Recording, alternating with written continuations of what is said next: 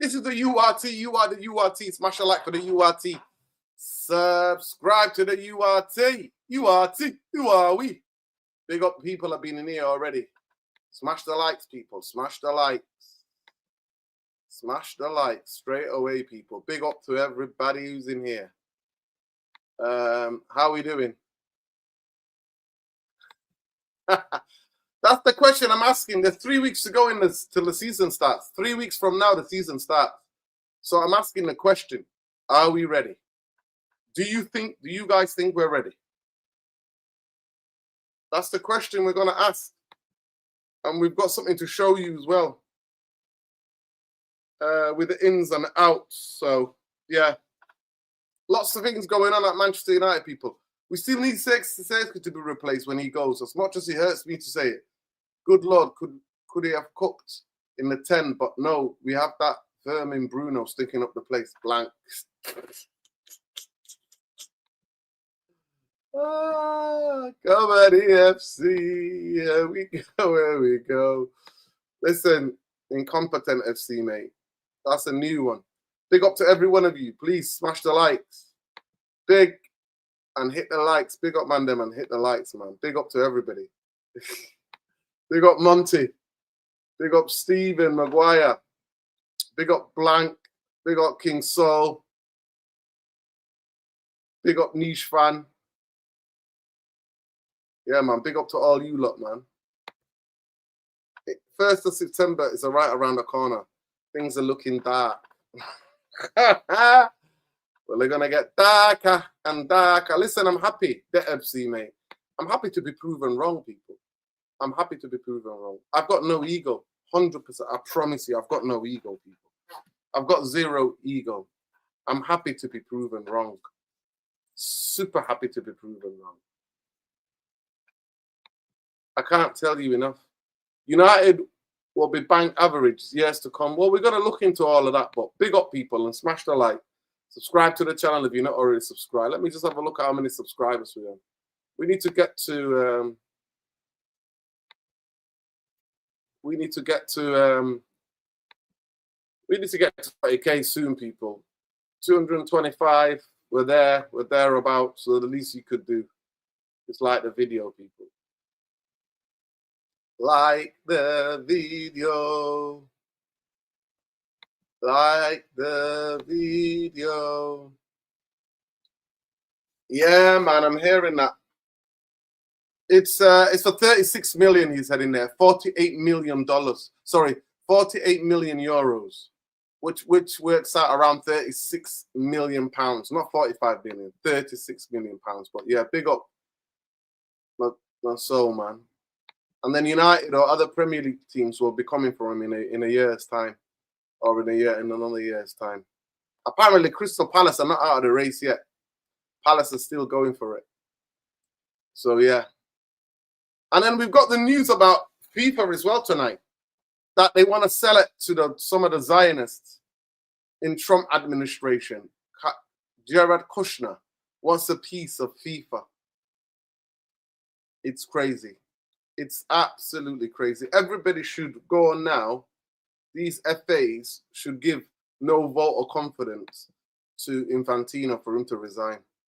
Wilcox saying moving in silence, signing Tyler Adams. Listen, we're going to be talking about that, Blank. Mark my words, I'm going to get banned of all social media platforms. Nora, they're smoking the same West Ham was smoking crazy money for Fernandes.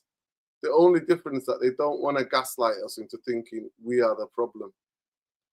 Yeah, bro. I ain't gonna lie. I ain't gonna lie. I ain't gonna lie. We ain't gonna lie. We ain't gonna lie on here, people. We're not gonna tell any lies on this channel, man. We give you my 2 pence and our honest point of view. The excuses of Manchester United not signing quality midfield players. It's there for everybody to see. But we'll see. The Tyler Adams thing made me laugh. Tyler Adams has got worse injury record than Tielemans. And Tielemans has got a bad injury record.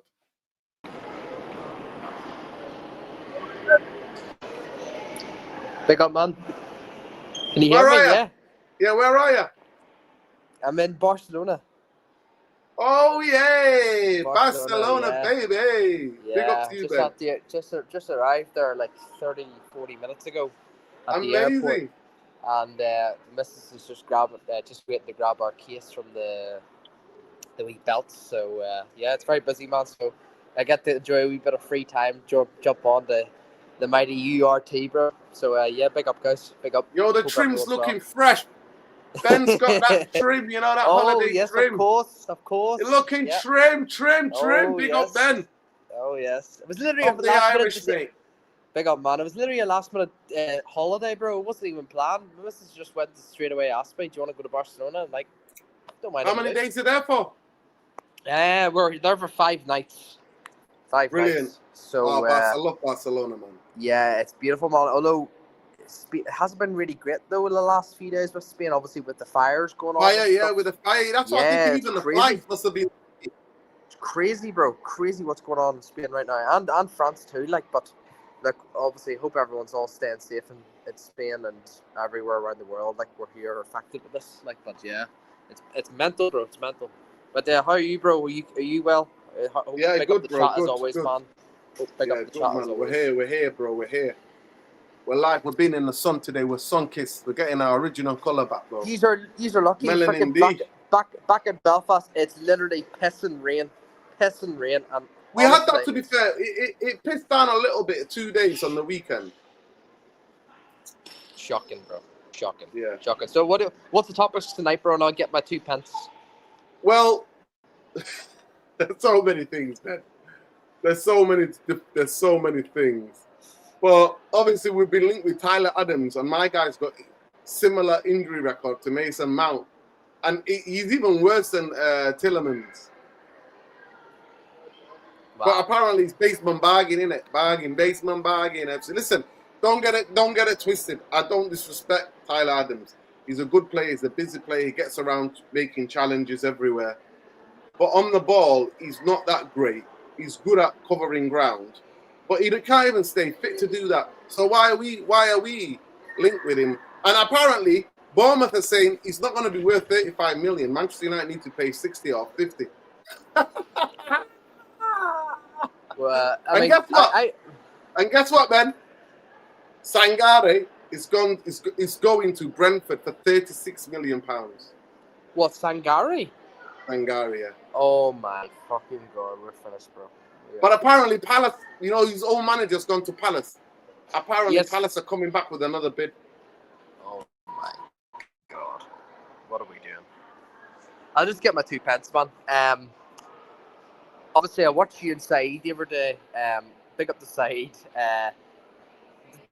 The fact that Mazraoui is going to be leaving our football club just says it all, how incompetent these people are, man. I have been right all this fucking time, and I don't like saying I'm always right, but I don't want to be negative anymore. I want to be positive. I want my club back. But if I'm seeing incompetent people who don't know how to do their fucking job, and they don't know how to keep footballers, and yes, it's on Ineos, but it's also on Carrick as well for Mazraoui, because Carrick hates footballers. He hates playing footballers. He prefers Diego Dalot. Diego Dalot should be leaving instead of Mazraoui. And honestly, it makes sense, because Said even mentioned it as well. Lenny Euro has been playing as a right back in this pre-season, which is just says it all about how little does Michael Carrick rate Mazraoui, bro. And I feel so sorry for him, man. Honestly, if Said's watching this, bro, honestly, I know Said knows Mazraoui's brother, but honestly, please try and encourage him to stay, bro, because I love Mazraoui. Everyone knows what my views on Mazraoui. I love him, man. If we lose him, bro, it's going to be a big loss, bro. When it comes to the midfield, honestly, bro, it's just a fucking mess, bro. It's a filthy fucking mess. We can't get Alex Scott. He's going to Chelsea. We can't. No links on his left back. No links on his centre back. Lacroix's gone to Chelsea. Like, we are. They're thinking about selling Amat for $6 million. Yes, it's we can't even sell. We can't even sell. Amat is worth at least 15 to 20 million. Unbelievable. And we sold that for the Carreras or Fernandez or whatever you call him, left back. We sold him for 15 million. What are we doing here? I just don't get it, bro. for Ghana. Ghana's now worth 60 million, 70 million. Ghana. It's fucking mind blowing, bro. Like, what are we doing? Like, I know people are going to say, "Stop being negative, Ben," but I just want my club to be like properly run, bro. But honestly, man, it's just a fucking mess, bro. I don't know where we go from here. I think it's finished. Like we are completely done, and I just don't know where we go from here, man. The transfer window, it closes in 5 weeks, but I don't care about the transfer window closing in 5 weeks, Nerdin. I'm looking at the first game of the Premier League. That's what I'm looking at, because if I see only one signing at that whole stadium after the two signings we've got, I'm shitting myself. I'm literally going to be so worried, because that's not going to be a guaranteed win. It's not going to be a guaranteed win. But yeah, look, Mrs. has given me a wee bit of a signal. But look, final word, any of us out, you can go fuck off out of my life. Honestly, these lot deserve so much karma in their fucking life. Ineos and Glazers, bro. There's only certain people I hate in this fucking world, and that's Ineos, Glazers, the people of Israel, Netanyahu, Trump, everyone. Then go fuck themselves. They deserve the fucking... Have you heard about FIFA, Ben? FIFA, go and read about FIFA. Nerd, there's so much things I can say about FIFA too, man. It's but Moosa's right. Musa, big up to Musa. Musa is so fucking right. The whole game's changing. The 70, 80 million pound players, they're all going to be worth 100 million now. The market is changed. It's changed. But why can't we not do it? We're the only Big Six club that hasn't spent 100 million quid. It's embarrassing. Embarrassing, man. And you know what, man? We're just shopping at Poundland this rate, man. Whereas everyone's just, schooling past us, bro. It's just a joke, bro. But yeah, big up, guys. Big up, Ben. Who did you fly with, Ben? Who did you fly with? My missus. Who did you fly with? What airplane? EasyJet. Nice. Was it all right flight? How many hours was it?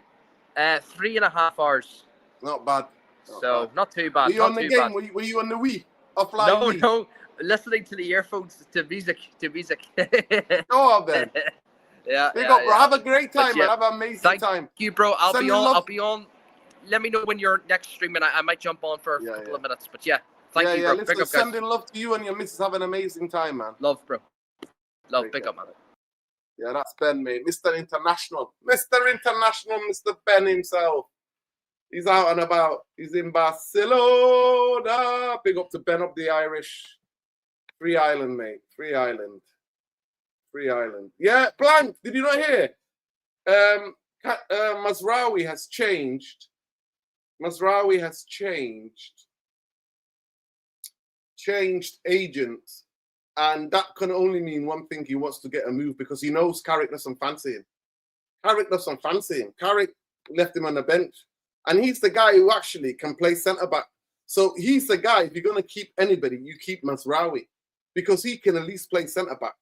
Because if Lissandro or Maguire were to get injured, we're absolutely cooked, fried, seasoned. You know what I mean? Sauteed. That's what we are. We are Sauteed FC. I'm telling you. Sauteed FC, mate. We are brown like that. My onions, mate. That's what we are. Free Catalonia all the time, mate. Every time. Free the people, free the world. Yeah.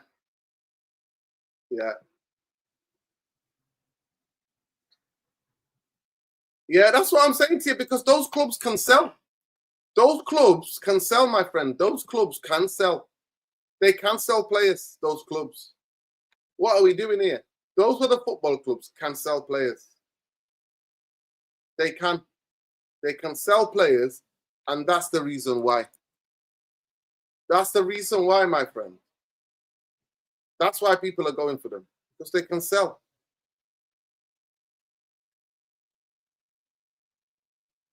They can absolutely sell. And that's what's going on. So, the Copium FC, where are we? Where are we with the Copium? The Copium FC is real, people. Absolutely real. Honestly, the Copium is real. Let me just add people to say, have you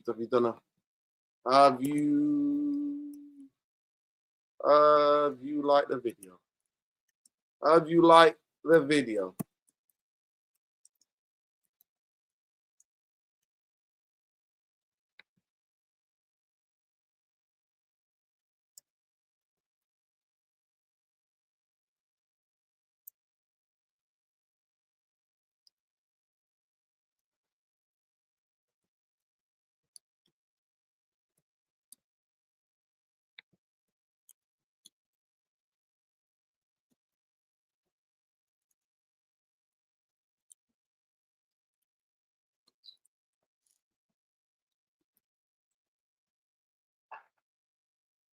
Come on, people.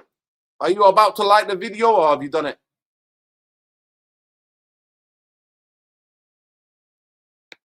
Come on, people. Get on it. Get on it, people, like carb on it. Get on it like a carb on it. If you know, you know. I'm a poet and I didn't even know. But honestly, people, I'm worried for the season. We're going to, hopefully, some of the boys are going to jump up, hopefully.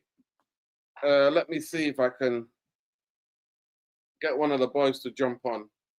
If not, then we can just do it alone. We can do it all alone. We can do it alone. We can do it alone. We can do it alone.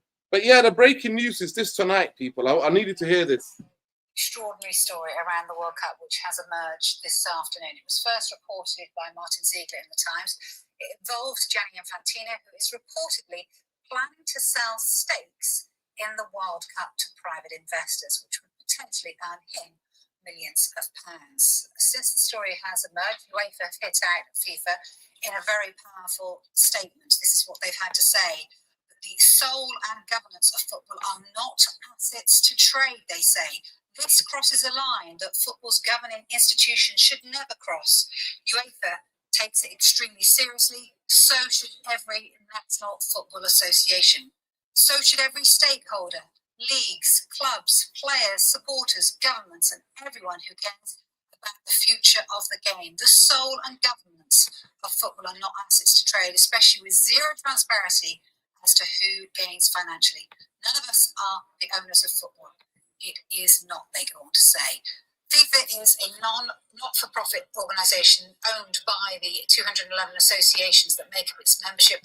As an association of associations, it does enjoy a tax-free status in Switzerland where it's based. Its revenue for the 2022-26 cycle is expected to be £112.8 billion, the majority of which comes from TV rights, sponsorship, and ticket and hospitality sales from the Men's World Cup this summer. Okay. Yeah. Well, did you guys hear that? Did you guys hear that? What Infantino wants to do? Sell off the World Cup to the Zio fucking vulture capitalists. Did you hear that, people? Did you hear that? Yeah, Bilal, let me know if you want to jump on. Send me a message on X if you want to jump on, Bilal. No problem. Let me know. I don't know. I don't understand this. No, I don't want you to do it alone. I'll do it with you. Yeah. So if send me a message. Yeah. Send me a message. So Infantino wants to sell FIFA, sell parts of it to vulture capitalists, to vultures like Ineos and the Glazers in Washington. Jared Kushner, who's the son-in-law of Donald Trump, Donald fascist fucking Trump. Yeah. Yeah. No, it's all good, bro. It's all good. Don't worry. Don't worry, bro. Do not worry. But yeah, I might as well get it out now. Get it out so I can show you what I'm talking about. Obviously, a lot of it is going to be revised. Nelson, who's that? Oh, Nelson, is that you, Nelson? Yeah, Nelson, jump on. Let me put it in here. Big up Nelson. If that's the same Nelson in the US, then yeah, you can jump on, King. Not the US. Where are you based in the UK, Nelson? There you go. You can jump on. Jump on, Nelson. I don't know where you were from, bro. But big up. You were East African. Big up to you.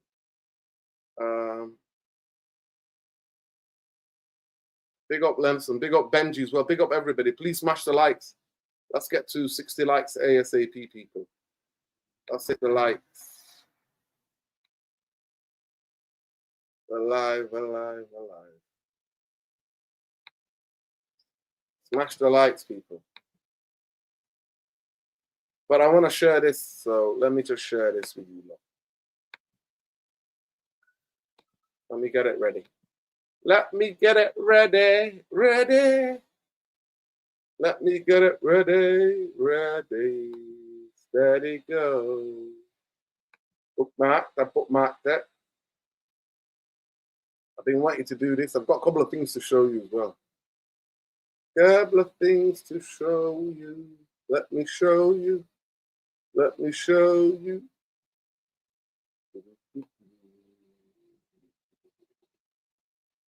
Let me show you. There we go. Share screen. There we go. Can you guys see this clearly? Can you see it clearly, people? Can you see it clearly? If you can see it clearly, please let me know. So obviously it's going to be revised. Most likely we're going to sell Harry Amos apparently. Toby Collier is going to leave. Zirkzee is now, we're going to talk about it later on, but Juventus loan. I mean, this is how bad we are selling. We can't even get a transfer. We can't even get 25 million to 30 million for Zirkzee. We can't even do that. Tito might be going on loan. But yeah, this is what we've got. Do you guys think we're ready? Do you believe that we're ready? Do you believe that we're ready, people? That's the question I want to ask you, lot.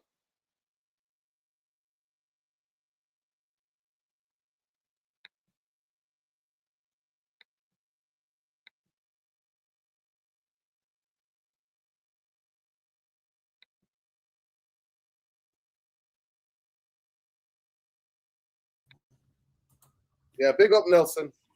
Yo. Talk to me, bro. How are you? I'm good, man. How about you? Yeah, man. Talk to me. Where are you based? I'm in Canada. You went all around. You forgot the one North American country. But you're East African though, yeah? Yeah, I'm Kenyan. Yeah, I'm Kenyan. You got that right. Man. Yeah. Yeah, you know me. I wear this because I don't see Africa as countries, I see as East, West, North, South, North. That's how I see it, bro. It's been 140 years, since the colonizers I've actually been outside the building in Berlin where they carved up Africa. Oh shit. Oh wow. 140 years ago. Look it up. It's called the Berlin Conference. 1884 Berlin Conference. Yeah. So look it up when you get a chance. Speaking of which, that FIFA news is crazy. I didn't hear about it until you brought it up. But a non-for-profit being broken up like that's nuts. Bro, mate. Infantino was in with a gang, mate. Gang! Guess what? They wanted him to run the UN, I think. Something like that. They wanted to get him a job in the UN. What? As what? Yeah, because he's so good at taking his Trump's nuts in his mouth, innit? You know what I mean? Swallowing the nuts, bro. He's so good at the nut jobs, mate. He's got a job in it. He's got a nut. He's good with the nuts, especially with Trump's nuts, man. That's what he's good at. He's good at those games, bro. That's what these PDF files. He's part of the PDF file and leaks, bro. But listen. This is what I've got. Can you see it clearly on your screen? Yeah. Oh, Window's gonna close in 3 weeks. Yeah. We agreed. Me, Saeed, a couple of other content creators have agreed that we needed to sign 6 to 7 players for us to even sustain 3rd place next season. Now we've only signed 2, even though the club are gonna make it out like we've signed 4. Because the kid needs development, bro. Yeah. The kid has not even made his debut for Spurs, and we think, you know what I mean? We think we're gonna develop him. What's the last player that we developed? Kobe, probably. Kobe's probably the last one, and even him. But then, how was he mismanaged? He was played to death. Then he went missing for a year and a half. Am I right or wrong? Yeah. There you go. He was, yeah. But I think the only team that's kind of scaring me is Chelsea now, because they were buying kids and now they seem to be buying experience. I still think Tottenham won't push top 4. Liverpool look good with Iraola, but I think Liverpool need 5 players as well. Yeah, I think they need a full midfield. Yeah, they need a midfield. They need 2 wingers. Yeah. They need a centre back. Yeah. That's what I believe. And they do they can do with a striker as well. Because Ekatike is injured. He's been their best player. He's injured. But from what you can see on here, They're gonna make it like Cardallo is a signing. That's a second choice goalkeeper, man. Leave it out. Vitek's going to leave. Amos said they're selling him for 6 million. I think Toby Collier is going to leave as well. True, I agree. The Fletchers, I think one of them can maybe break through, but I don't think both of them are breaking through. I don't like those Fletcher kids. Yeah, I mean, to me, they haven't got the strength to play football yet. They're not. No. They're not manly enough to play football yet.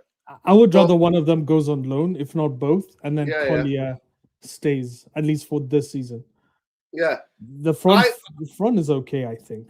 But I don't believe Rashford is coming back. By the way, I don't. You don't think so? I think he is, man. You know what? Like I said, I'll come and apologize to everybody because I genuinely don't think he's coming back. Okay. Like I said, Zirkzee's going to go, but are you happy with the midfield? Tielemans, Santos, Ugarte's are out for the season. I like both Tielemans. Are they going to do anything? I like Tielemans and Santos. I'm with you. I think we need another midfielder. I think we are getting one. The question is, to me, it seems like the speed in which we first got Tielemans and Santos, there's clearly a guy they're looking at as a third guy, in my opinion. I think whether it was Chouameni or someone else, we are probably two guys they're looking at. My issue is if they get them in late, like the previous guy who joined, Ben, was it? Or I think when he joined, he said there's a possibility we might get him late. That will screw us up. We need the guy in early. We need a preseason. But I think we need a midfielder. If Rashford is back, I'm okay with the left wing, to be honest with you. I think the only position I would get someone is right back. Because it seems like we're playing Euro right back at the moment. And if Mazraoui leaves, we would still need another right back. That right back and left back, to be fair.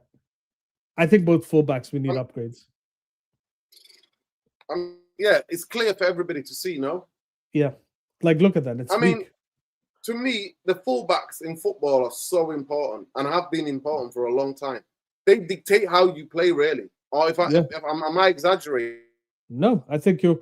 And also how Carrick plays. Well, Carrick at Middlesbrough, he played like that 3-2-5 formation where the fullback, basically, the left back was a winger, technically. Like, he played as a midfielder.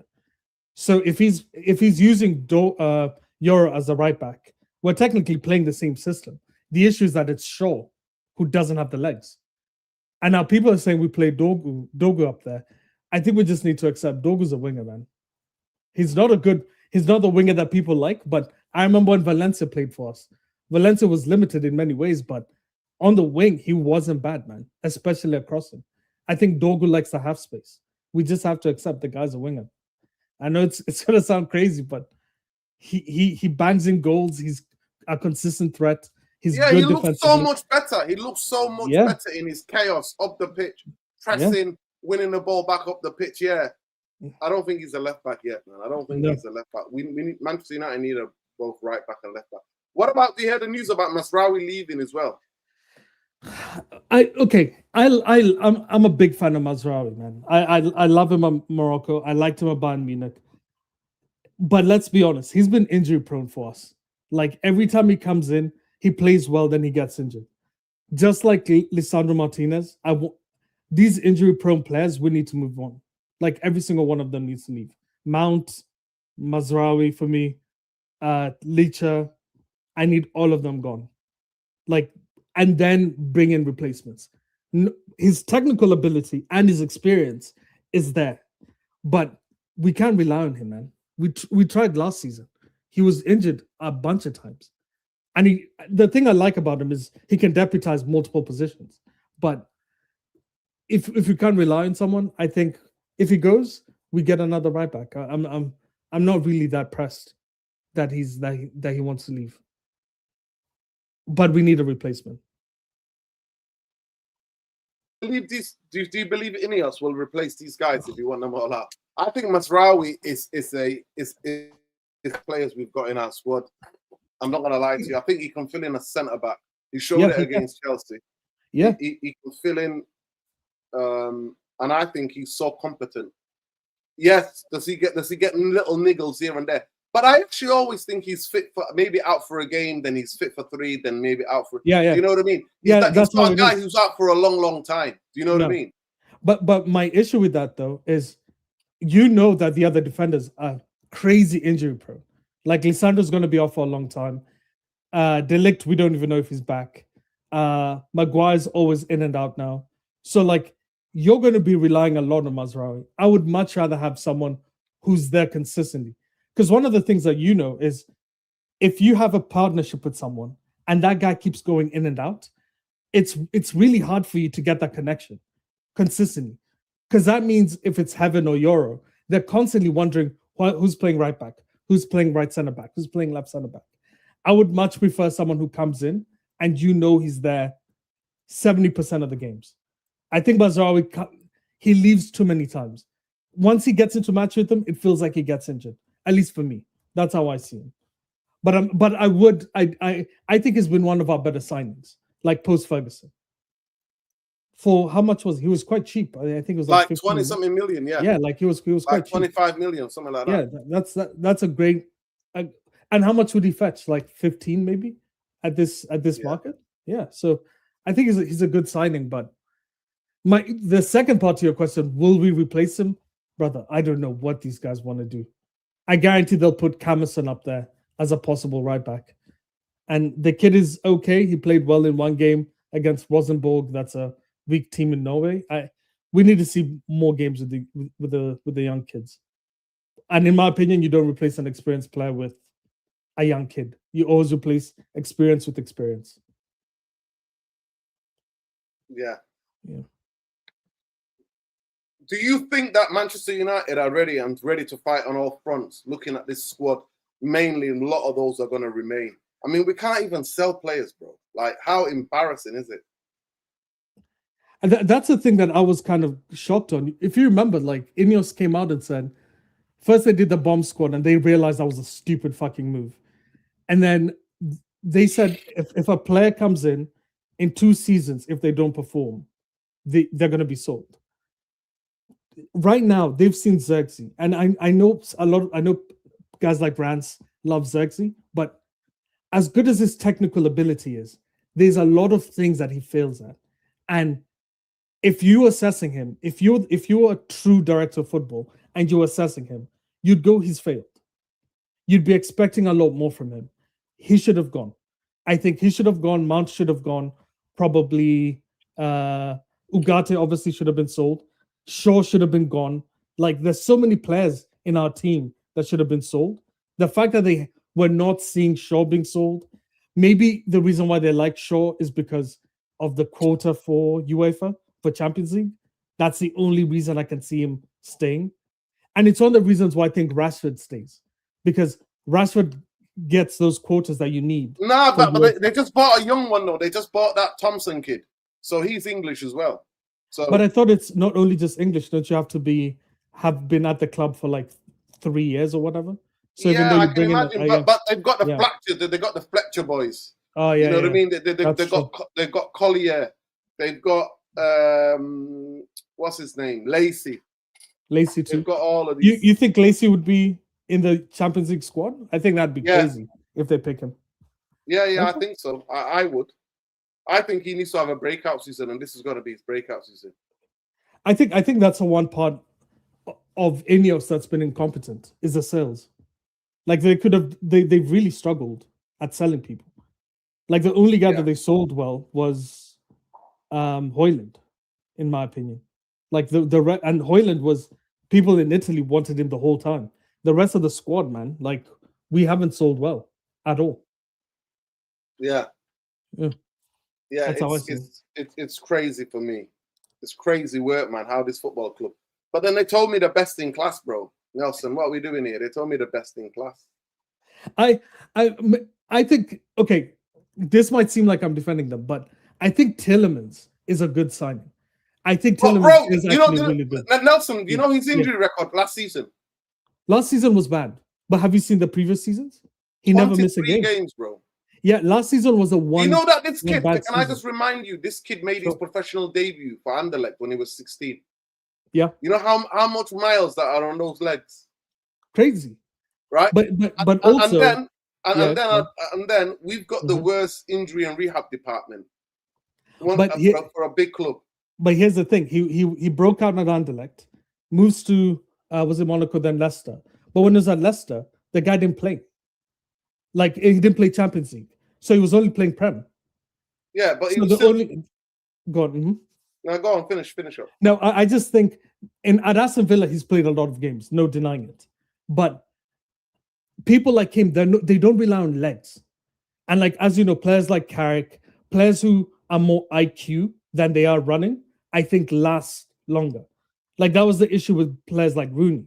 When Rooney got to like 30, because he was a runner the whole time. Rooney could play as well. Come on. Yeah, no, he had like no, but you know, Rooney he had just play the passes, can open the pitch. Rooney became a deep lying midfield player towards the end of his he career. adjusted. There was an adjustment period because you could tell he was trying to dribble and he realized he didn't have that exceptional pace that he had. Like let's remember, like Rooney was a freak of nature. Before and once the legs went, he had to adjust. Like Giggs too. Giggs IQ player, but had to adjust. I still think people like Tielemans last longer. They would last longer than someone like. Oh, bro, is he gonna play a defending number 6, and then is he gonna play on the left wing? Is he gonna be a centre back?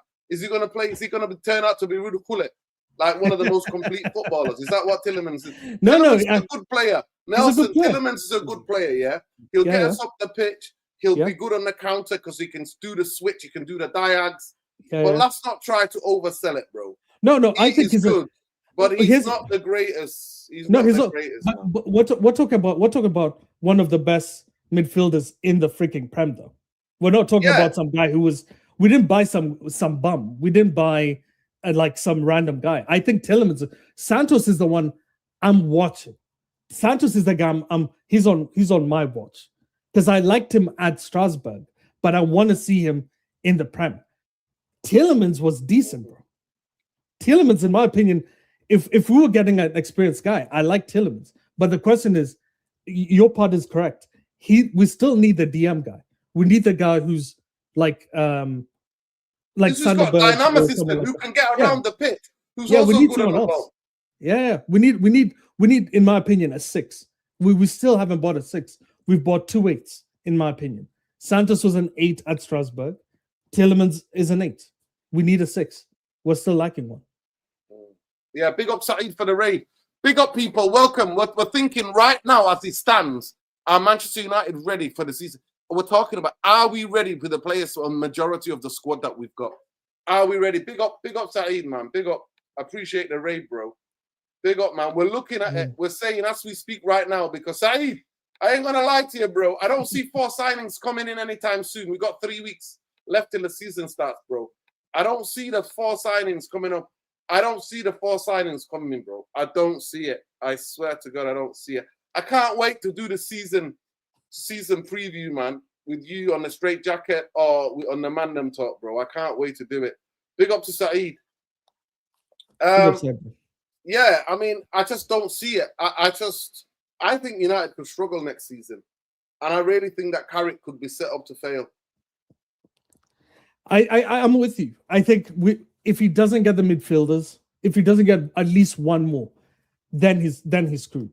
Because that midfield is too light.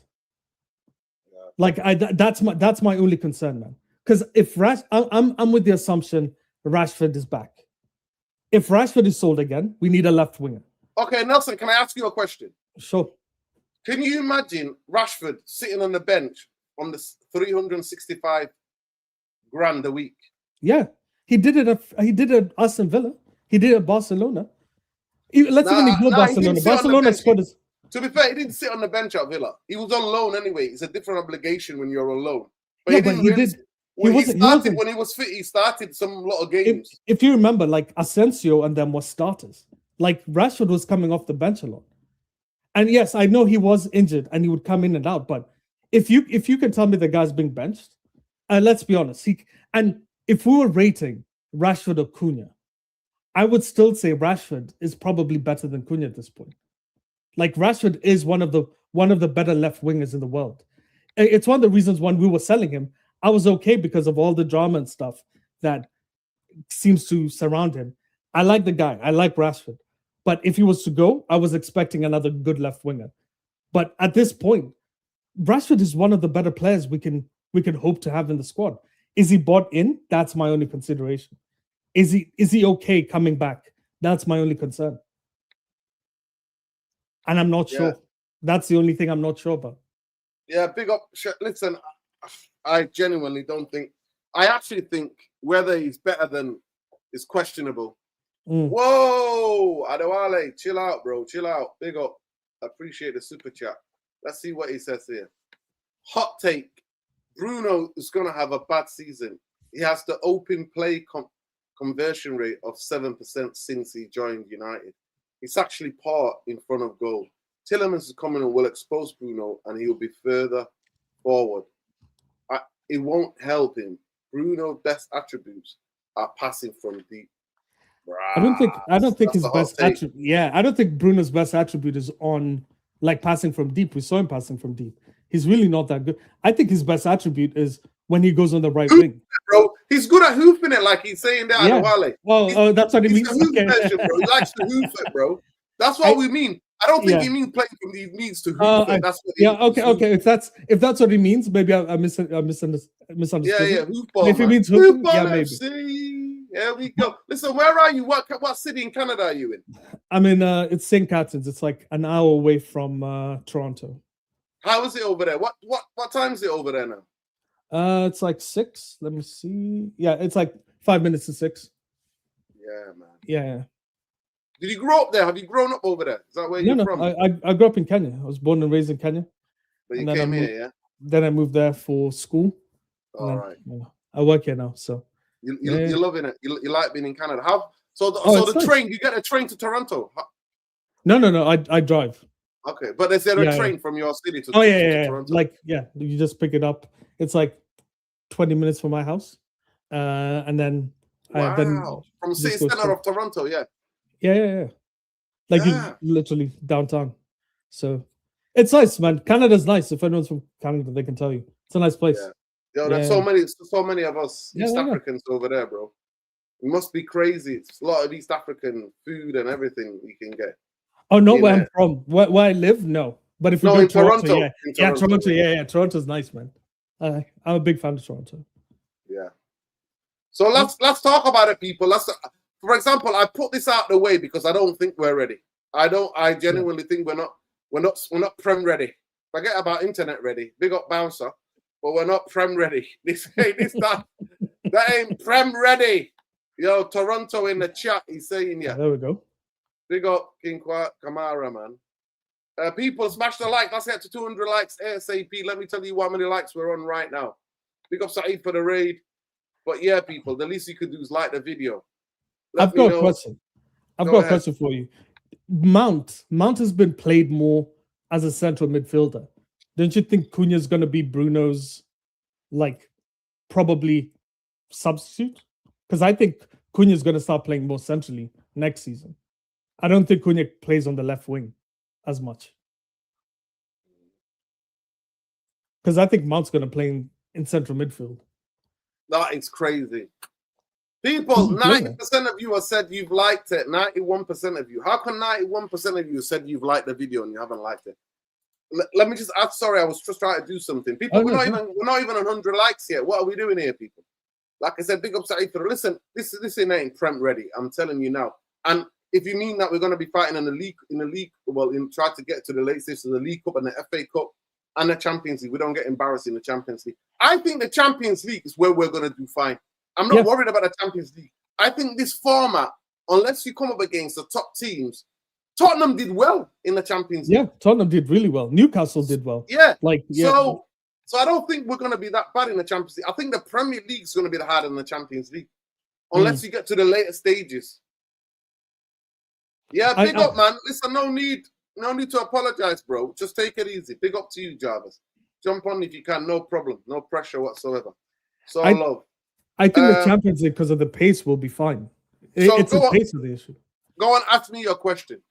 Yeah, so my question was, if you play Mount, what's your take on Mount as central midfield?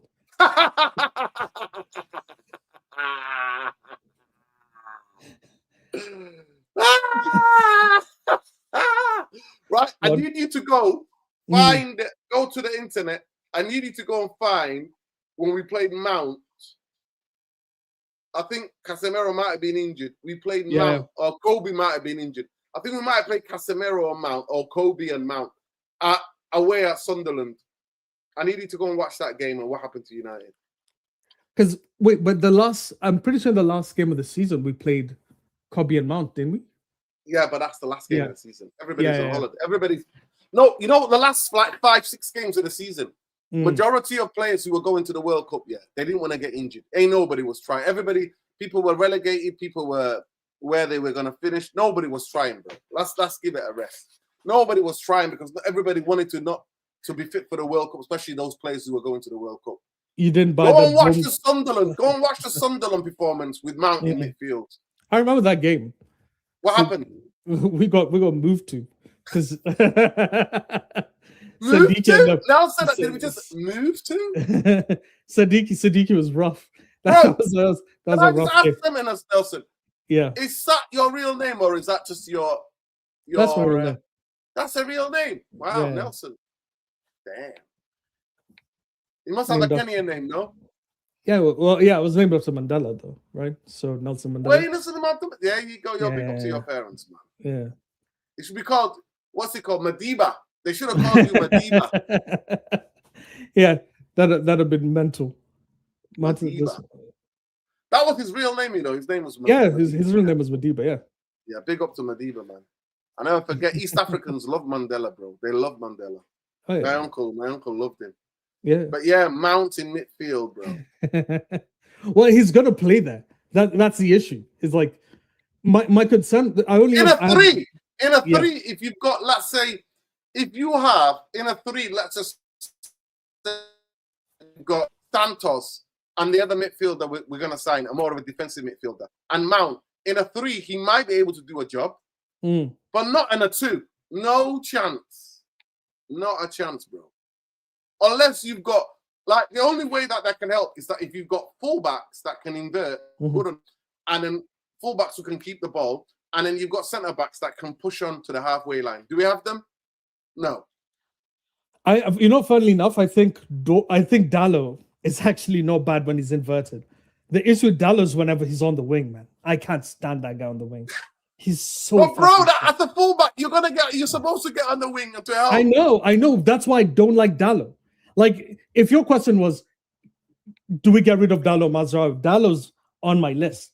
I think Dallo stayed here so long. People have forgotten what a competent right back looks like. Like, he's been absolutely shocking for us. I was trying to remember the days when we had Wan-Bissaka in him, and there were multiple times Wan-Bissaka was a better fullback. Like, that's the thing that was crazy. But man, I want Dallo to move, but we need a better right back in general. I think our fullbacks need proper upgrades, like full upgrades. The issue is, who do we get? We're not getting Lewis Hall. He's 60 mil. We're not getting I don't even know who'd be a competent right back that we can get.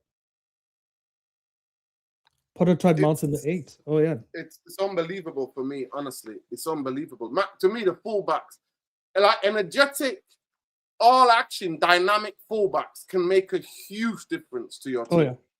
They can make a huge difference.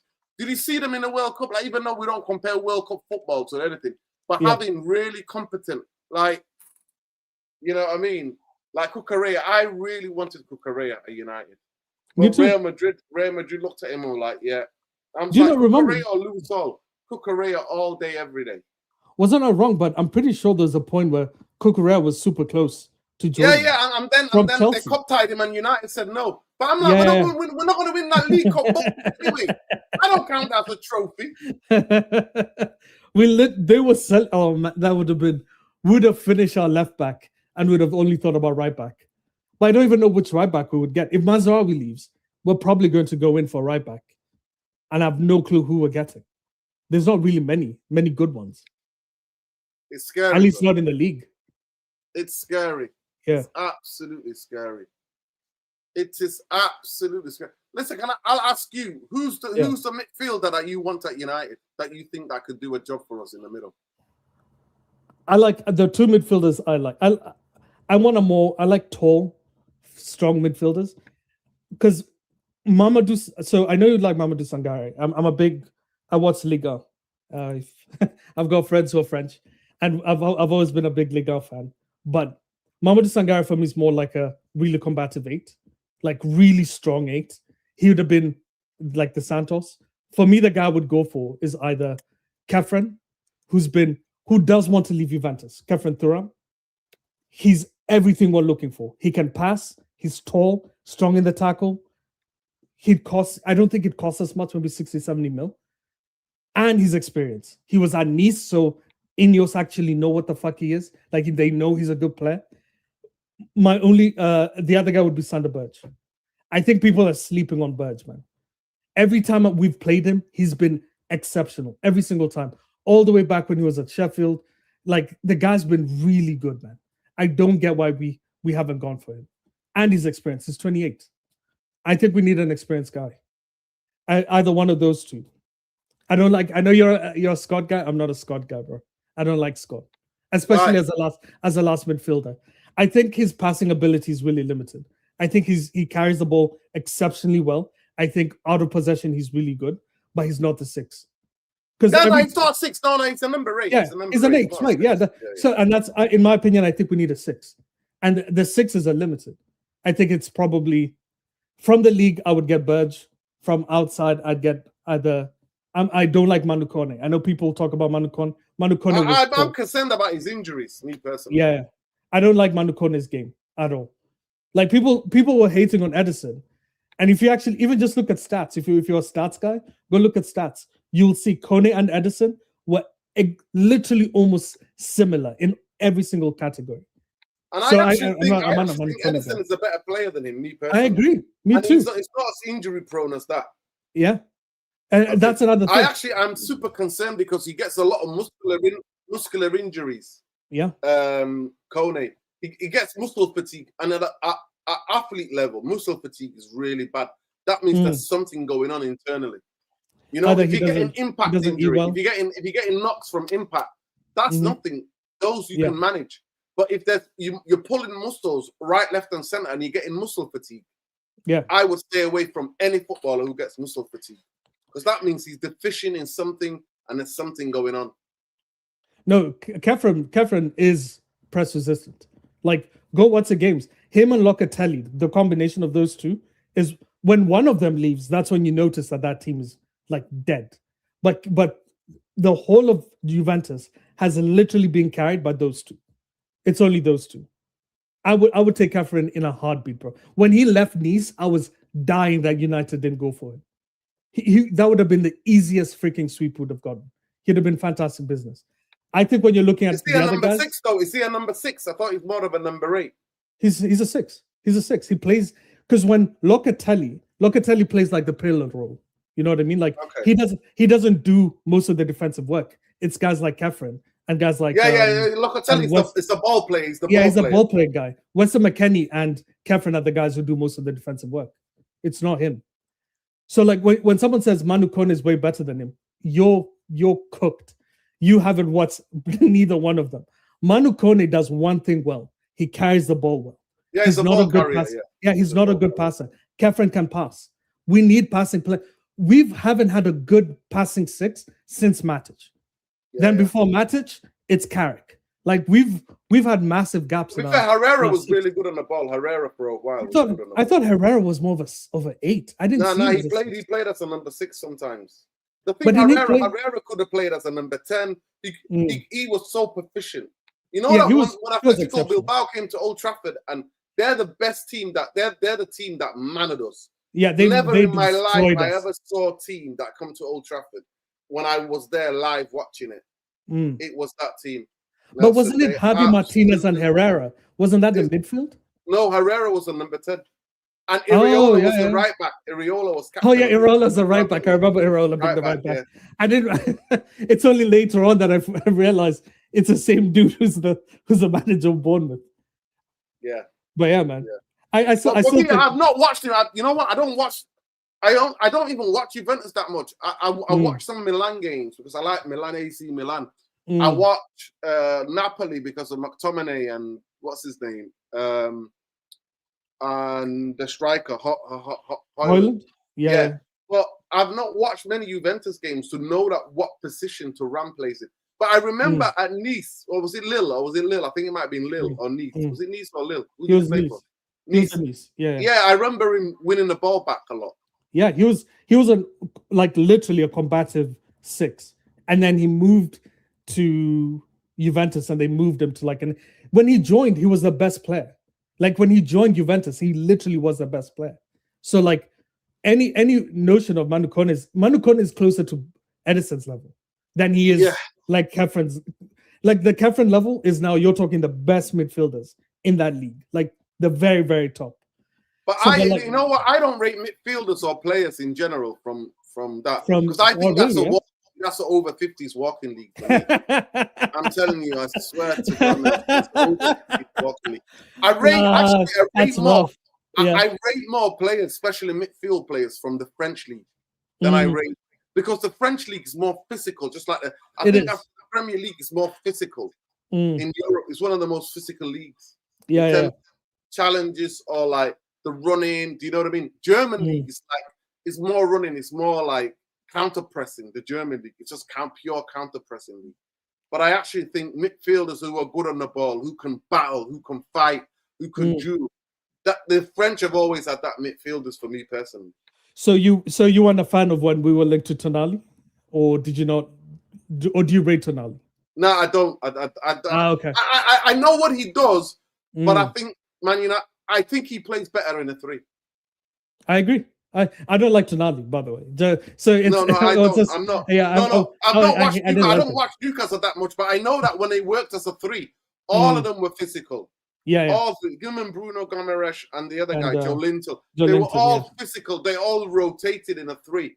But Bruno Gomes was definitely better on the ball than anybody else. I know that. Yeah. And the Tonali main thing is that he's got the running power, but is he good on the ball? Is he really, really good? In Italy, he was. AC Milan, he was dictating play a bit, but not in the Premier League, man.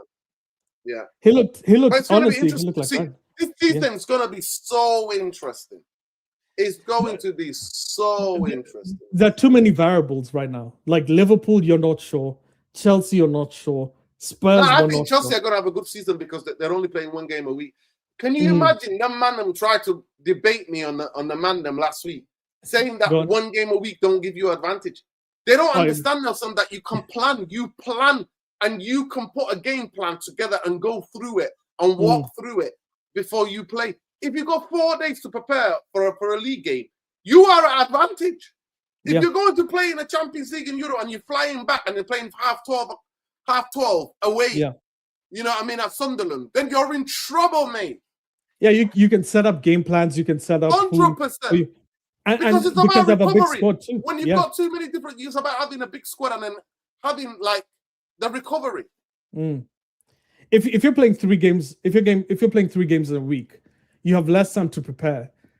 You all you do is you assess. Do the tactical work. Yeah, you can't. You basically just you do it theoretically, and you go, okay, this is what we'll have to do. You can't do the walkthrough in training. No, you can't. It's one of the reasons why I want to see how well Iraola works, because I watched Semenyo's interview, and Semenyo said all they did was run every single day.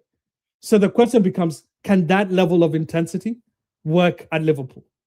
Because he might end up breaking all those players. Like a lot of their players are injury prone. So I can't wait to see how Liverpool play, because I expect them to actually drop. I want them to drop like top, like they can go 7th or 8th. I want Liverpool out the top 6 next season too. Yeah, I like Iraola. I'm not gonna. I love Iraola. I think Iraola is a great coach, but his intensity is too much. If you remember when Klopp came in, Klopp realized very quickly he couldn't do heavy metal here because it's going to break. It's going to break the players. It took time. Yeah, it took him time. Yeah, he had to adjust like the intensity level. Still keep it intense. But I still think Liverpool are going to play front foot football, though. I think they need a squad. I think they have to realize that they need a squad. And they need to sign it, because look how many players they've lost. They've lost Robbo, they've lost Kone, so they need to replace those 2. They need midfield. I think they might need 2 midfield players. McAllister might be one to go in. Apparently, McAllister rested himself for the World Cup, so he wasn't giving it everything. People were not even 150 likes yet, and 91% of you are saying that you've liked the video. That's How crazy. can you 91% of you have liked the video if we're not even? Behave yourselves, people. Yo, mods, get on it. Get on it, mods. Where's Simba and the boys, man? All my mods are not there tonight, man. I don't know where they've gone. I might have to mod a couple of people. You know, I might have to mod Monty, you know. They got Monty. I might have to mod you, bro. Wait. Which Sangara went to Brentford? Is it Ibrahim or which Sangara? Mohamed Sangara. He's actually gone to Brentford? Well, 36 million apparently. But apparently Palace are bidding for him. Yeah, Palace are bidding for him. And the bid is not over. Palace are not giving up. 48 million euros. Yeah, we can hijack that deal. That's crazy. 48 million euros, bro. That's nothing. That's peanuts. Nah, mate. 36. It's cost 36 million pounds. Dude, that's bro. Nothing. 36 million pounds. Mental. Oh man, oh, that's insane. So wait, Brentford lost Jordan Henderson and get Mamadou Sangare. That's insane. That's a big jump. Yeah. Holy. Oh, how about if you think Chelsea are going to play well this season? What's your take on Jordan Henderson? Well, he's there. Do you not see my tweet? Do you not follow me on? No. I'm not on Twitter. I only watch on YouTube. So shall I show people my tweet? Let me show my tweet. Let me show people my tweet. Yeah, let me just show my tweet. I tweeted it out, man. I literally went to Chelsea and I was like, I've got a couple of tweets to show you people. I've got a couple of tweets to show you. So I basically said this. Where is it? Maybe, you know what? Maybe Chelsea. I don't know what happened to my tweet, man. Maybe they took my tweet away, bro. Maybe they took my tweet away, bro. But seriously, I basically said Chelsea. I acted at Chelsea and I said, Chelsea, if you need any more babysitters, I'm available. If you require more babysitters.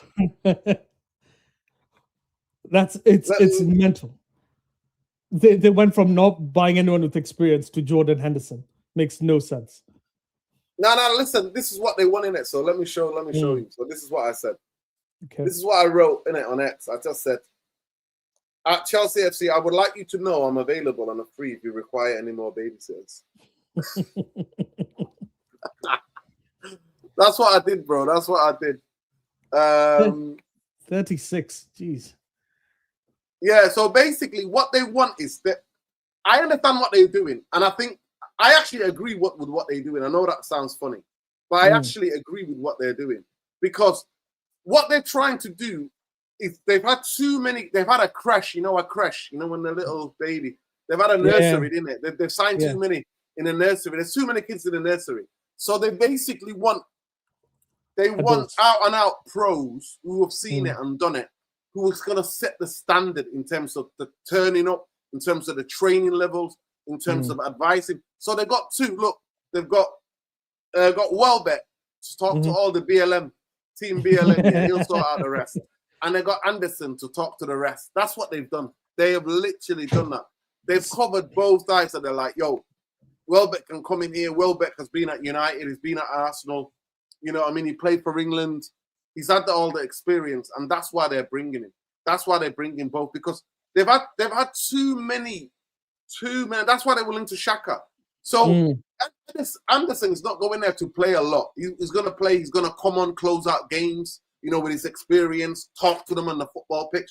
You'd be shocked how those players can do something for you, where they can come on and talk to and organize. So Anderson is going there to organize. Because if you watch Brentford, he's constantly talking on the football pitch, organizing, talking to people. And honestly, I used to do that for my football team, playing Sunday League, Saturday League. And I promise you, let's just say one time I had a sore throat and I couldn't, I lost my voice. Everybody was like, what the hell, man? We need you to start shouting and screaming and telling us where to be. Yeah. You know what I mean? So yeah, it was a kindergarten, man. Yeah, 100%. It was the kindergarten. So that's where they've gone. That's why they both got. And I actually think it's really clever because, you know, he's going to, because of the Liverpool link, obviously, already Henderson looks up to I can't say the Chelsea manager.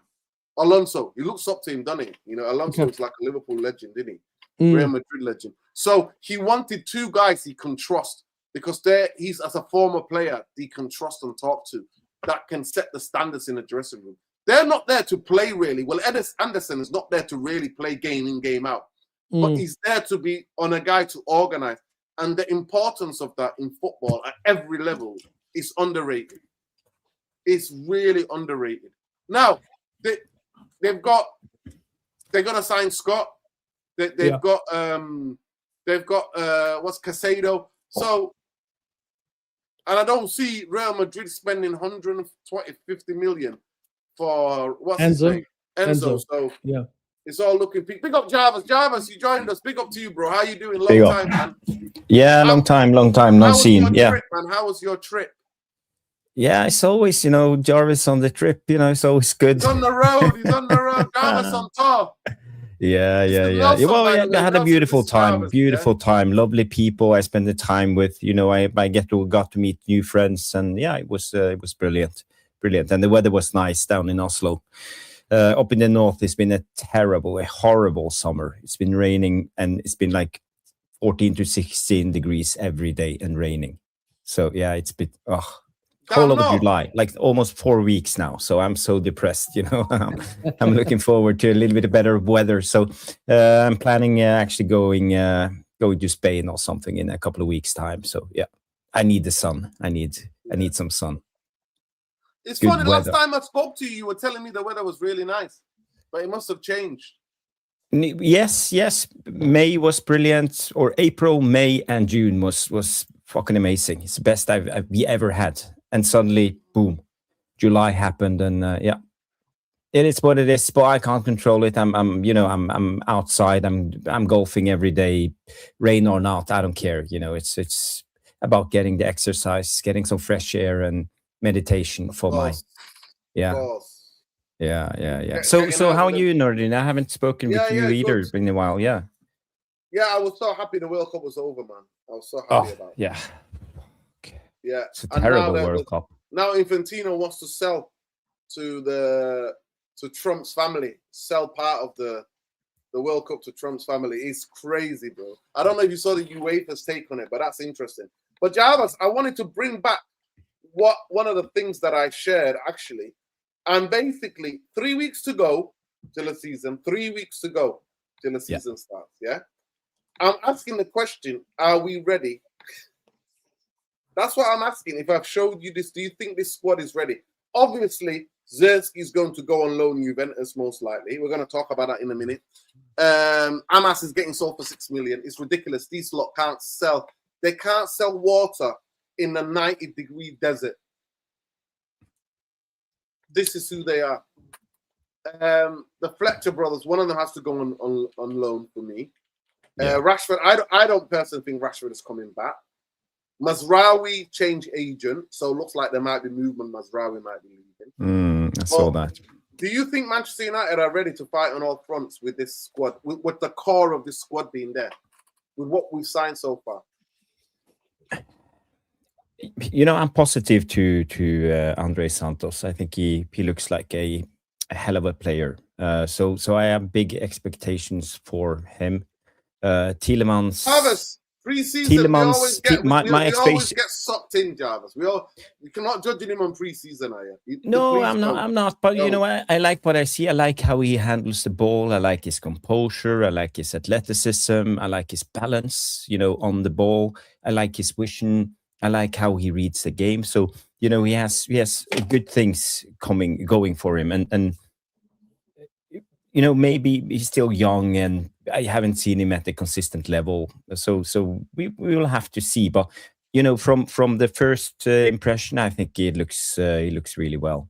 When it comes to Tielemans, I'm a little bit more worried. You know, I said on my channel both yesterday and on Sunday that he's a fantastic player. He's like if you compare him to a car, he's like a Mercedes 500 SL, cabriolet something. He looks beautiful, red painted, shiny, and all of this. But people got to realize he started playing football as 16-year-old. Nuruddin, you know this. He started playing Champions League for Club Brugge as a 16-year-old. He was a prodigy as a youngster, and that was 13 years ago or something. And he's been playing consistently every season from up on the 5,000 to 7,000 minutes every freaking season. And he had a couple of injuries, yes.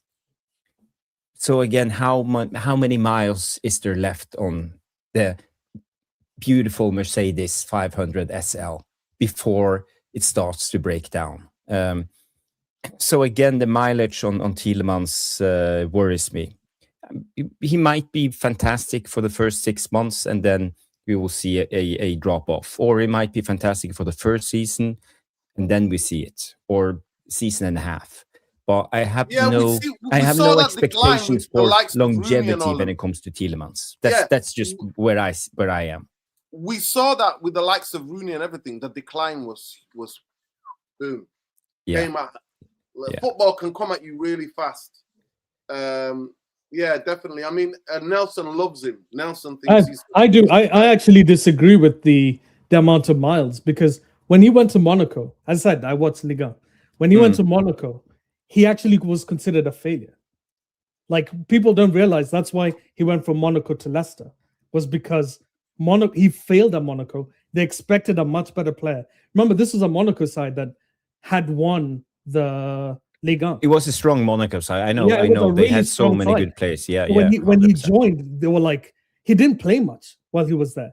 And then he moved to Leicester, where he did play a lot of games. But again, we're talking about a team that wasn't in Europe, a team that he primarily only played Prem or Championship. I don't know if they got relegated. And then after that, he joins Aston Villa, where he has played a few games. But I don't think this is and my one of my things about mileage is it also depends on the player. He's not like a physically dominant player where he's required to consistently jump into tackles, constantly. Well, you can say that, but if you go by his Aston Villa time, he had what's his name? The big guy, Onana, and Kamara was fit, yeah. And Kamara, and also you had the winger. What's his name? The Scottish guy, McGinn. Yeah. So he had a lot of legs around him, to make him work. So I'm a little bit afraid. It's a worry. I hope I'm wrong. Yes. Yeah, but and you know what? Can I just say something? You also got Unai Emery, who sets the team up to basically get the best out of all the players. He defies the system to get the best out of the system. They do a high to mid, they do a high line, and they set the outside trap. The fullbacks go up the pitch. So he was in a good system, but he was still looked after. He was still people are sitting next to him. And by the way, Nelson, sorry for interrupting you. I don't want to be rude. Sorry. Yeah, please continue your. My point with Tielemans is I agree with you guys where he does need a guy, because I think at Leicester he had Ndidi, right? Like, he had players who ran. Yeah. I think Santos is rapid, but the problem is Santos isn't a 6. Santos at Strasbourg was an 8. So if my only concern is who we partner him with. That's the only thing. But as a player, Tielemans as a player, I like. Like, he's by far, and by what Umar just said, that I think he's by far our best midfielder. Like, it's not even close. I don't think Kobe's close to him. I don't think Santos or anybody else. And whoever we bring in needs to be exceptional to be better than I think on the ball, he's got all of the different passes on the ball. I agree with that. But for me, can he stay fit? That's the biggest thing. 23 games you missed last season. Boy, if you're talking injuries, Camavinga, come on. Yeah, no. I'm not talking about Camavinga. That's why I don't want Camavinga. But I'm saying Tielemans missed 23 games last season. That's a lot of games. People, you need to smash the likes on the video, man. We're not even 150 yet. It's absolutely embarrassing. The least you could do is smash the likes. But yeah, Jarvis, I don't think Manchester United are ready. 3 weeks to go till the season starts. Just on the 5 weeks to go till the transfer window shut. Where do you sit as we speak right now? And by the way, everybody's been watching your Sanderberg streams, and everybody is all of a sudden jumping on the bandwagon, and nobody's giving you credit. And people need to be so shameless. They've watched your breakdown, and you've been talking about Sanderberg for the past 2 years. Me and you have had many debates on here, and I like the player, but I was worried about his injuries because I know the reason why I talk about the injuries a lot, because I know Manchester United have got the worst injury and rehab department. Manchester United is the only football club that's been sued by an ex-pro. And I've seen what they did to Martial. I've seen what they did to Rashford. I know what they did. But go ahead, Jarvis. But Sanderberg, you know, that's I've always been honest when it comes to his injury record, because it was terrible in his first years, especially in the Premier League. But he managed, you know, and understood how to work his big body. He's a big guy, you know. He's 6'5". He's 212 pounds. So, you know, he's a unit, and you know, he has those quick, fast muscle fibers. He's a sprinter in a way. He's kind of a Usain Bolt, if you understand what I'm saying. So for him to understand his body, what his limits were, and what he could do on the pitch, and I think it took him a lot of years to see that. And you know, if you go by his recent injury record, I think he had missed one game due to illness in the last 3 seasons. So he turned it around and understood what it takes to Giggs did it, you know. We talked about it, you know, the Italian sport cars and all of this. The more you know how to manage your body, the more experienced you are. Yes. Well, real footballers do that. Yeah. They do, you know. But can you talk about these big content creators who are not giving you any credit when they're watching your videos? Nah, but you know, I'm a small fish in a big pond, so that's just how it is. And I'm not irritated because of it. You know, I think that's just how it is. I'm glad that people are finally starting to acknowledging what Sanderberg actually is, and that is not just a slow kind of Matic type of midfielder that turns like a Zeppeliner and is just very steady on the ball. You know, he has so many other attributes. So. But I don't think we will buy him purely because of the price. We heard the price that came out from the Guardian weeks time ago, 40 million pounds, and I think it's an overreach if you go by Ineos and how we have spent our money on players in the last couple of windows. So I think we're looking for a bargain price, and 40 million is not a bargain price for a 28-year-old being 29 in February next year. I think it's too much.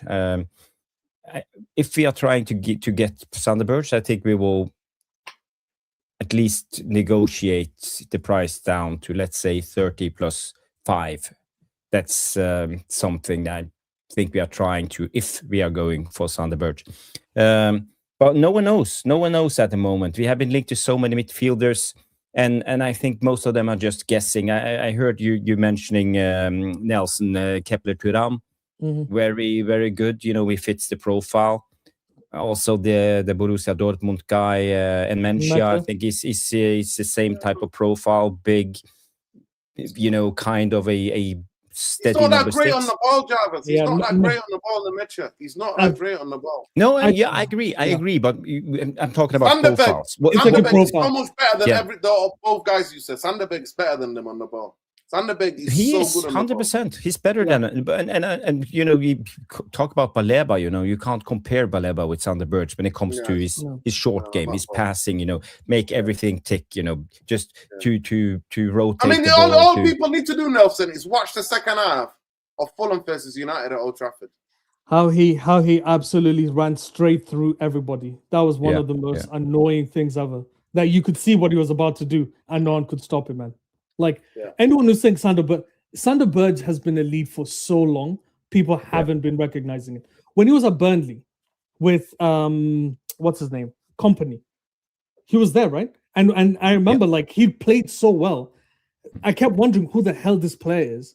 And then I remember him at I Sheffield. remember him, Nelson. Sorry to interrupt. Yeah, From Sheffield From United. Sheffield. Yeah. He was at I was like, Sheffield. what the hell? This guy's a monster. The problem is he got injured early. Like, he started playing well, he got injured, and then we didn't see him until the championship the next season. Like, that's why people don't know how good he's been playing. But I didn't know Jarvis had been talking about him. You know what, Jarvis? Respect, because I'm a big Sander Berge. I like that profile. Thank you. Yeah, I really like that profile. Yeah. And for me, you know, Sander Berge, you know, he's been a guy I've been talking about for many years. Everybody who's watched me on this channel for years now know that he's been one of those players I've always been recommending. I think he would fit into this team.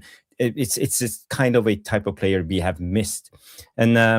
And also, if you go by Carrick, he talked about evolving his football and going forward to a more progressive type of football, more possessive type of football, more controlling type of football. And, you know, to do that, you need someone who is press resistive, who's composed, who's good on the ball, who knows how to recycle the ball and keep the attack going, you know, from one side to the other, back to the other side again. And if you go by Carrick, you know, he's very inspired by Luis Enrique and PSG, and they have what they call positional rotation. So you have 3 on the left side, 3 on the right side, and they just turn like this over and over again. So it makes it hard for the opposition to know who to mark all the time. And this is also, I would say, the only trick in the book for Carrick when it comes to our attacking play, because we don't have any patterns, so to say, but we have the rotations. You can clearly see the rotations with Cunha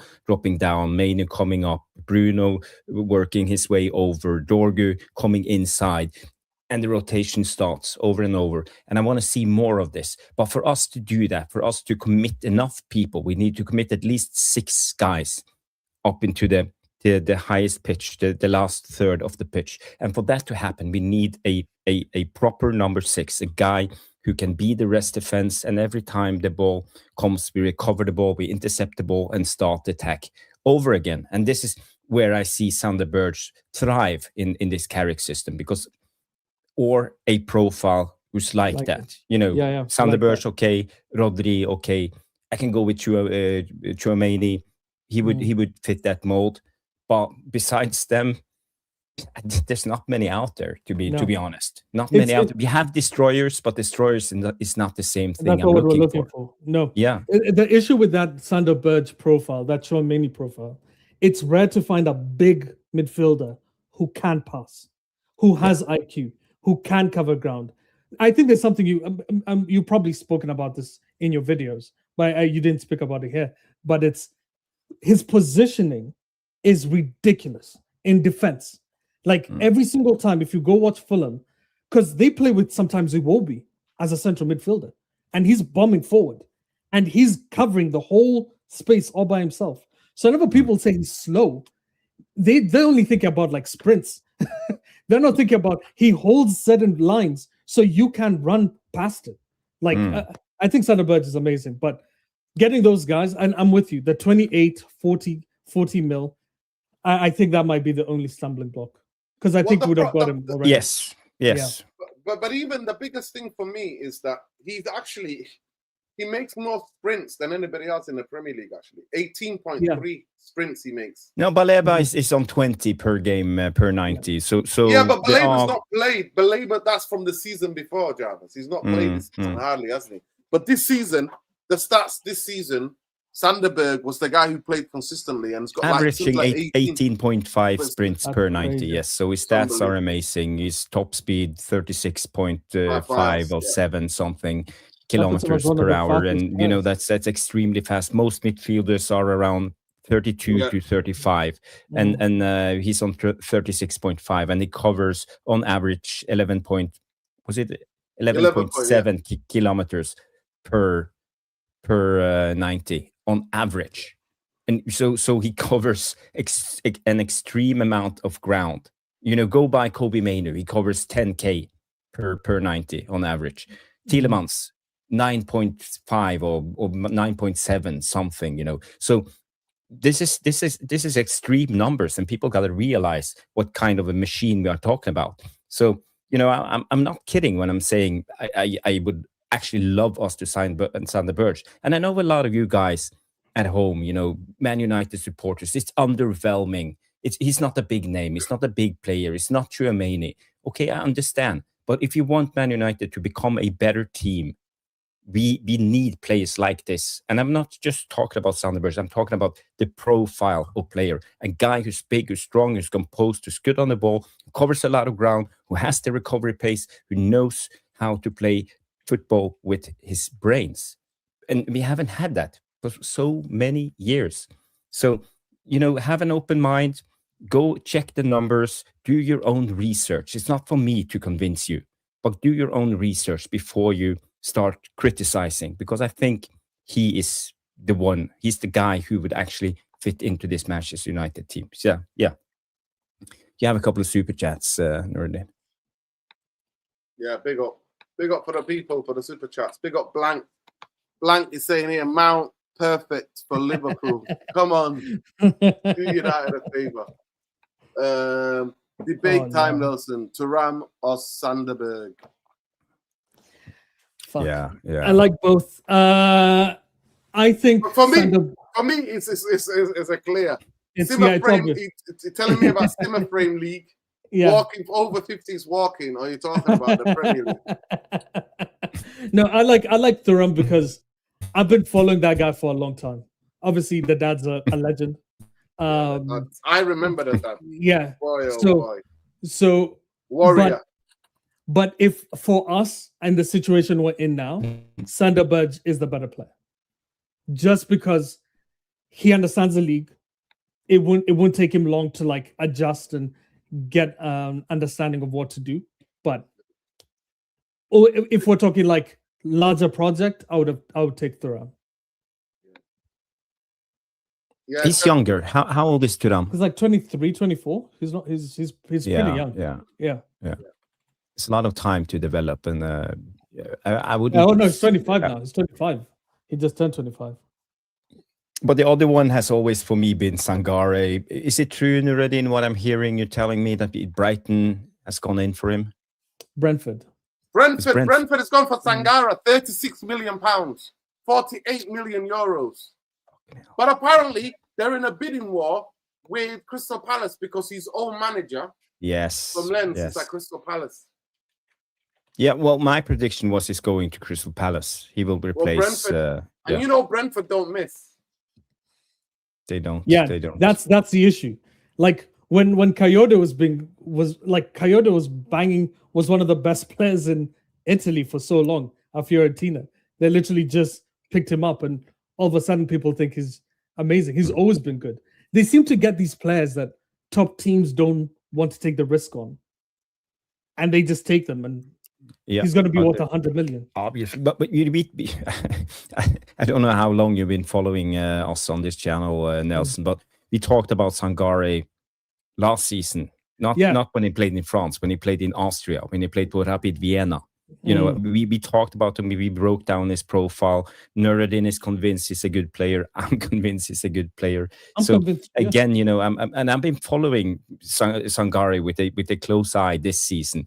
You know, taking the next step in France, because that's a physical league. It's comparable to the Premier League. You have the French league, the Spanish league. Those are the two leagues that's most compatible with the Premier League. So for me, you know, him coming to the Premier League is no surprise. It's no surprise, and I think he will take. He will do really well in the Premier League, and a lot of clubs will be after him next season for 100 and 120 million pounds.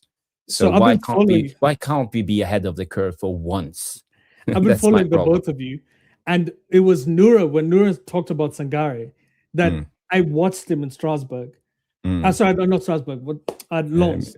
Rapid Vienna or no, when he went to Lens. When he went to Lens, I remember Lens almost won the league if it wasn't for the French FA messing things up so that Paris Saint-Germain could do whatever they needed to do. But he was exceptional in every big game, by the way, in every big game against Monaco, against PSG.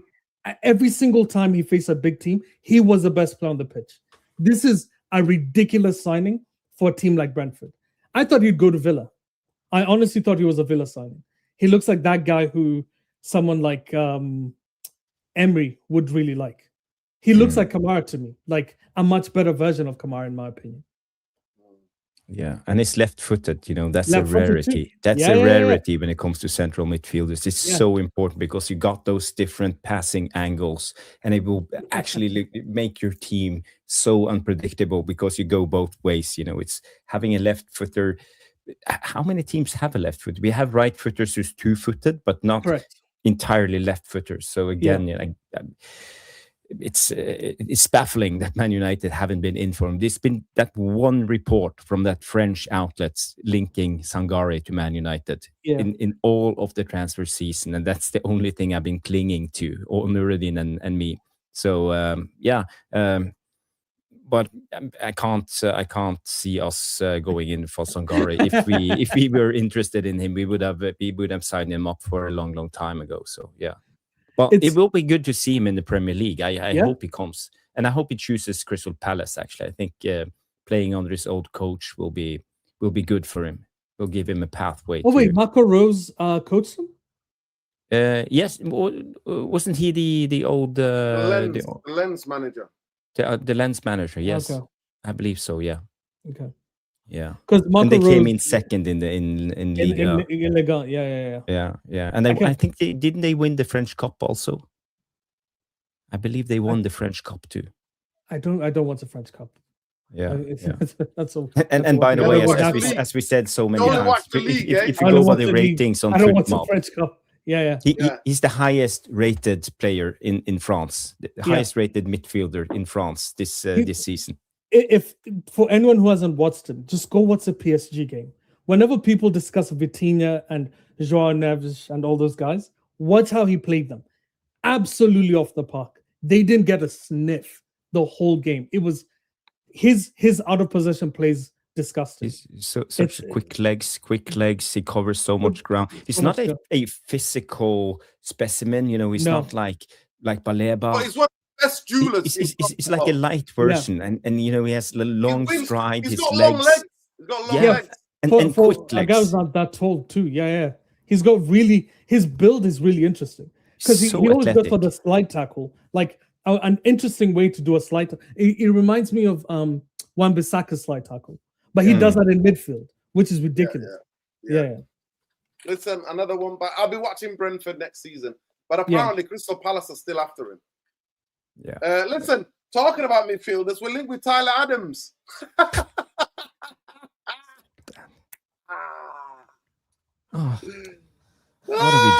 What are we doing? It must be journalists. It must be journalists just waffling. Yeah, there must Tyler look. Adams. Every single player that journalists have linked us to, we haven't even been close. Maybe Tchouaméni was the closest one, but the rest we weren't even talking to them. We didn't bid. We didn't discuss. I don't think we're going in for Adams. Come on, like it makes no sense. Well, we know he's on our list. We were linked to Tyler Adams in the January window. Yeah. So we know we have been looking at him for a long time. I don't know how he fits the profile, because for me, I don't think he's the right player. And he's also like 5'9".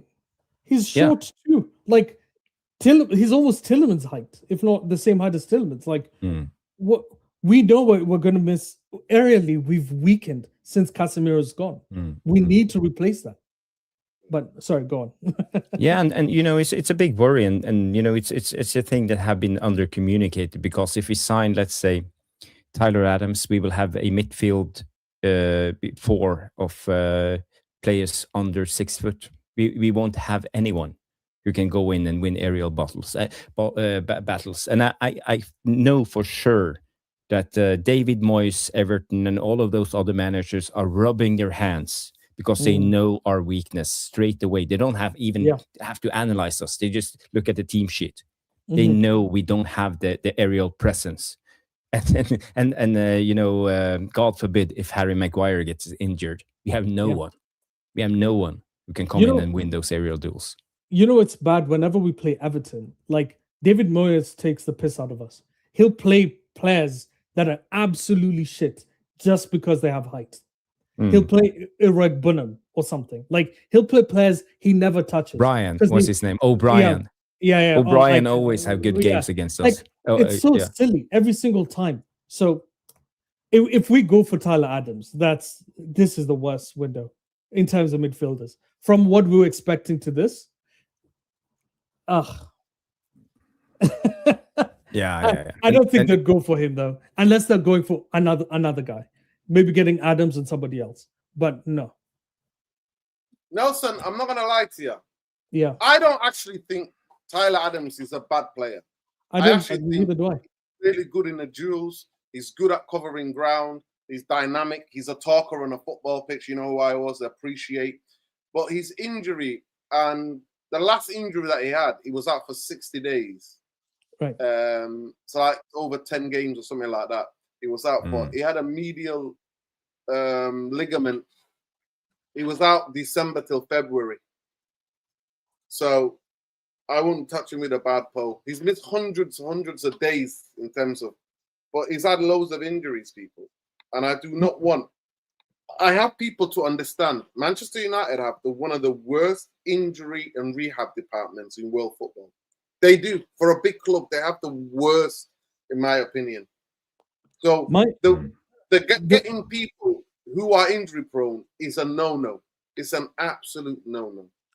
The reason why I don't like Tyler Adams, not because he's not. He's not amazing on the ball, but he likes to give it. He likes to get rid of it and pass it. But he's not amazing technically. But he's very good at winning the ball back. I think with Tyler Adams, that's why I don't like Alex Scott as well. By the way, Alex Scott is way better than Tyler Adams. No. Come on, what I mean is, I see them as a pair. I see like the way Iraola did was. He understood what one guy can do and what the other guy can't do. And he found the perfect pairing. So Tyler Adams, who's really good when it comes to duels, but horrible on the ball, in my opinion. But Alex Scott, who's good at carrying with the ball, they just complemented each other. So my issue with Tyler Adams is I just don't like the idea of another short guy who just gets beat in the air consistently. And yes, he's good like in duels, but no, not for me. Let me just get the super chat. Big up. Jarvis, you're having that Alex Scott? Let me just get the super chat and then you can answer as well. Big up. Just waffling says here. I appreciate the super chat. It's my problem. It's my problem with the Ineos strategy.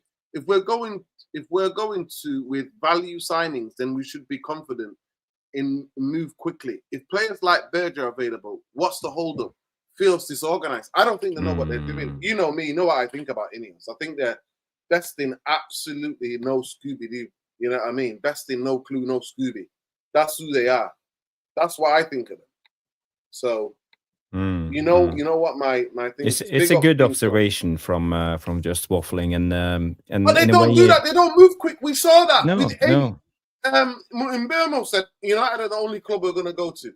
They negotiated for 8 weeks, nearly 7.5 weeks, and they still pay the price that Brentford wanted. But Nuruddin, okay, let's deep it. Let's deep it a little bit. Okay, there are options out there, and as just waffling is saying, why haven't they gone in for them already?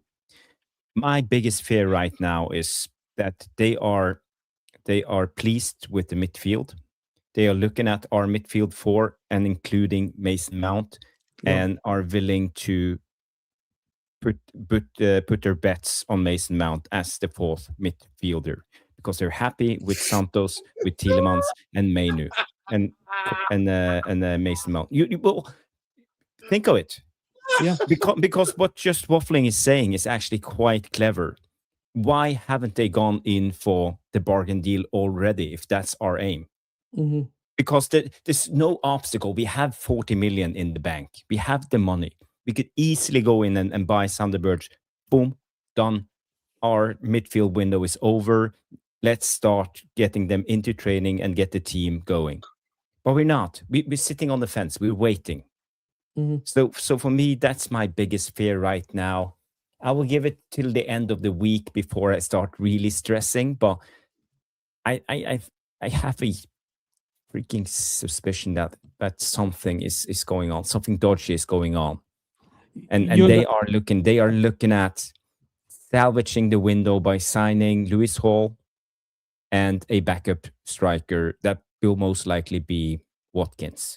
So I think my prediction is Watkins and Lewis Hall as the two last signings. Boom, signed 5 players, big window. They are happy, and we go into the next season. It's funny you said that, because that's exactly what I said earlier, and Neuro was dying while I said that. I actually agree with you. I do think they assess Mount as a central midfielder. I think they probably see Rashford coming back, and now Cunha becomes the Bruno, like, number 2 guy. Or he can play both, right? He can play either 10 or left wing. But I have a really bad feeling that they're looking at our midfield, and unless there's a guy that they're waiting for, like, let's say Tchouaméni in this case. If a big opportunity comes, yes. If a big one shows up, then they'll go for them. But I think at this point in time, they're like, unless it's one of the top 3 guys we're looking at, we're not even going to try and look for somebody else. Because I agree with you. Sander Burgess was available, or is available. Mamadou Sangare was available. There are multiple players. There are multiple good players all over that are available, but they haven't moved. I'm with you. Lewis Hall, though, you think they'll spend 60 million on Lewis Hall? No, neither do I. I don't think so. I think we are. If you go by the latest, the Andy Mitten report, that he talked about Lewis Hall, and he said something in. I'm paraphrasing something that if the player want to come, Man United is interested in him. So it's almost like he's asking that Lewis Hall is pushing for a move. Because I think if Lewis Hall pushes for a move, actually go on a strike, saying, I want that Man United move, I'm not playing for Newcastle anymore, get this deal done. I think then we can get it going, because we're not paying 65, 70 million for Lewis Hall. I think we are talking about 55 plus 5, maybe at max 10 add-ons, and not easy add-ons. That's expensive for fullback. Like, it is expensive, but again, we have to invest in the left-hand side in the defense, because Luke Shaw has 1 year left on the contract. So we might as well start this window, because we can push the what do you call it, the ball in front of us, kick the can down the road. Yeah. Until next year, but then we have to do something. So it's better like we fix this problem this season. Lewis Hall is a good signing. I don't mind Lewis Hall. It's the price that bothers me a little bit. I think it's too much.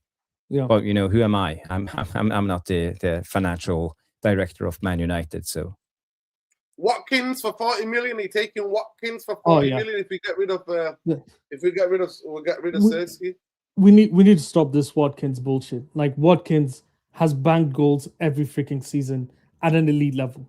Like, at this point, as an experienced striker, I'm not a big fan of his game, but as a second striker, like either him or Šeško, I'd take that any day of the week. We need to. I don't like his game, but come on, the guy's consistent. He's been one of the most consistent strikers in the Prem the whole time he's been here. I would take him easily. Yeah. I actually like. I'm not gonna lie to you. I really like Truffert, but then I'm like, is it Areola ball that makes him look good? Or is he that good? True. I wanted Truffert before he joined Bournemouth. He came from Rennes, I think, in France. Again, Liga guy. Truffert is him. This guy should have been at Man United. He's the next big thing. He's a really good player. It's not Iraola. I think he had like 10 assists, if I'm not wrong. I can pull it up at Rennes. He's a really good player. Very, very good player. Okay. Yeah. I hear a lot of people talk highly of Truffert, or what's his name. Yeah. But again, I don't think Bournemouth are selling players this season. I think they are looking forward to Europa League next season, and they are aiming to win it. That's my. I've said it so many times. I think they're aiming to win it. They're not selling Tyler Adams. They're not selling Alex Scott. They're not selling Truffert. I think they are going in to win that and qualify for next year's Champions League. How about the striker? I thought the striker's being sold. Troopy, the young player. Troopy, Barcelona. Apparently, that's all agent talk. Apparently, Okay. all of it is I haven't agent seen talk. anything other than agent talk. So Paris again, Saint-Germain, he's been linked to Paris so many Saint-Germain, clubs. Barcelona. Yeah, I think Bournemouth He's is also an linked to City as extremely well, if I'm hard not bargain mistaken. this season. Yeah. They are in a position they've never been before, and I think they have ambitions as a club. I know Who's their their new owners. coach now? Who's the new coach? He came from Dortmund the coach. Bundesliga, didn't he? Marco Rose. Yeah, Marco Rose. He was at was it Leipzig? Dortmund. He Was was he at Dortmund? no, he was at Leipzig. It was him and when Šeško was good, when it was Šeško, Olmo, and Xavier Simmons. It was him. He plays at 4-2-2, like 4-2-2. Yeah. Really good coach. I like Marco Rose a lot. His if you play Football Manager, he used to be one of the most annoying coaches you meet in Football Manager. Just so as an FM guy, but yeah. He's and they're not playing around. Oh, yeah, they no, I know are what a you serious mean. I know club. what you They are Yeah. well run, and they have owners, who have ambitions. That's the thing. I think they have ambitions, and I don't see them as a selling club this window. Yeah, especially because they qualified for next year's Europa League. So and if you think of it, why wouldn't they win it? Nottingham Forest came to the semi-final. Aston Villa won it. Crystal Palace won the Conference League. 100%. The English teams are up there competing for the because title. of the intensity. Because of the It's so much intensity which easier they for them play to with. qualify for the Champions League through Europa League than Because- coming top 5 in the league. Also, Jarvis, is because the new format of the Champions League has weakened the Europa League quality. yeah, Remember, that's the old true. format of the Champions League, big clubs used to be Barcelona. You don't have the you know what I runners-up mean? coming into the later stages. Yeah. Exactly. Now you've got the big format, and I'm not going to lie to you. I actually think, and I'm going to predict, Manchester United are going to do well in the Champions League next season. I actually think we're going to find the Champions League games easier than the Premier League games. Mark my words. I'm making that bold prediction right now. We're going to find, because I saw Spurs do it last season under all those different type of managers. They did really well. I actually think the Premier League is where we're going to struggle. Yeah, and I think Hendrick is actually possible too. I like Hendrick. Apparently the latest news that I heard that they want money for him. They don't want to loan him. They want money because Real Madrid are trying to raise money. They want to sell him. Okay. They want to sell him with a high, what's it called? Sell-on clause.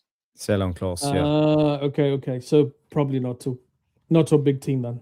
And Real Madrid always have the buyback clauses also applying for all of their players. The like Como player there. I can't remember.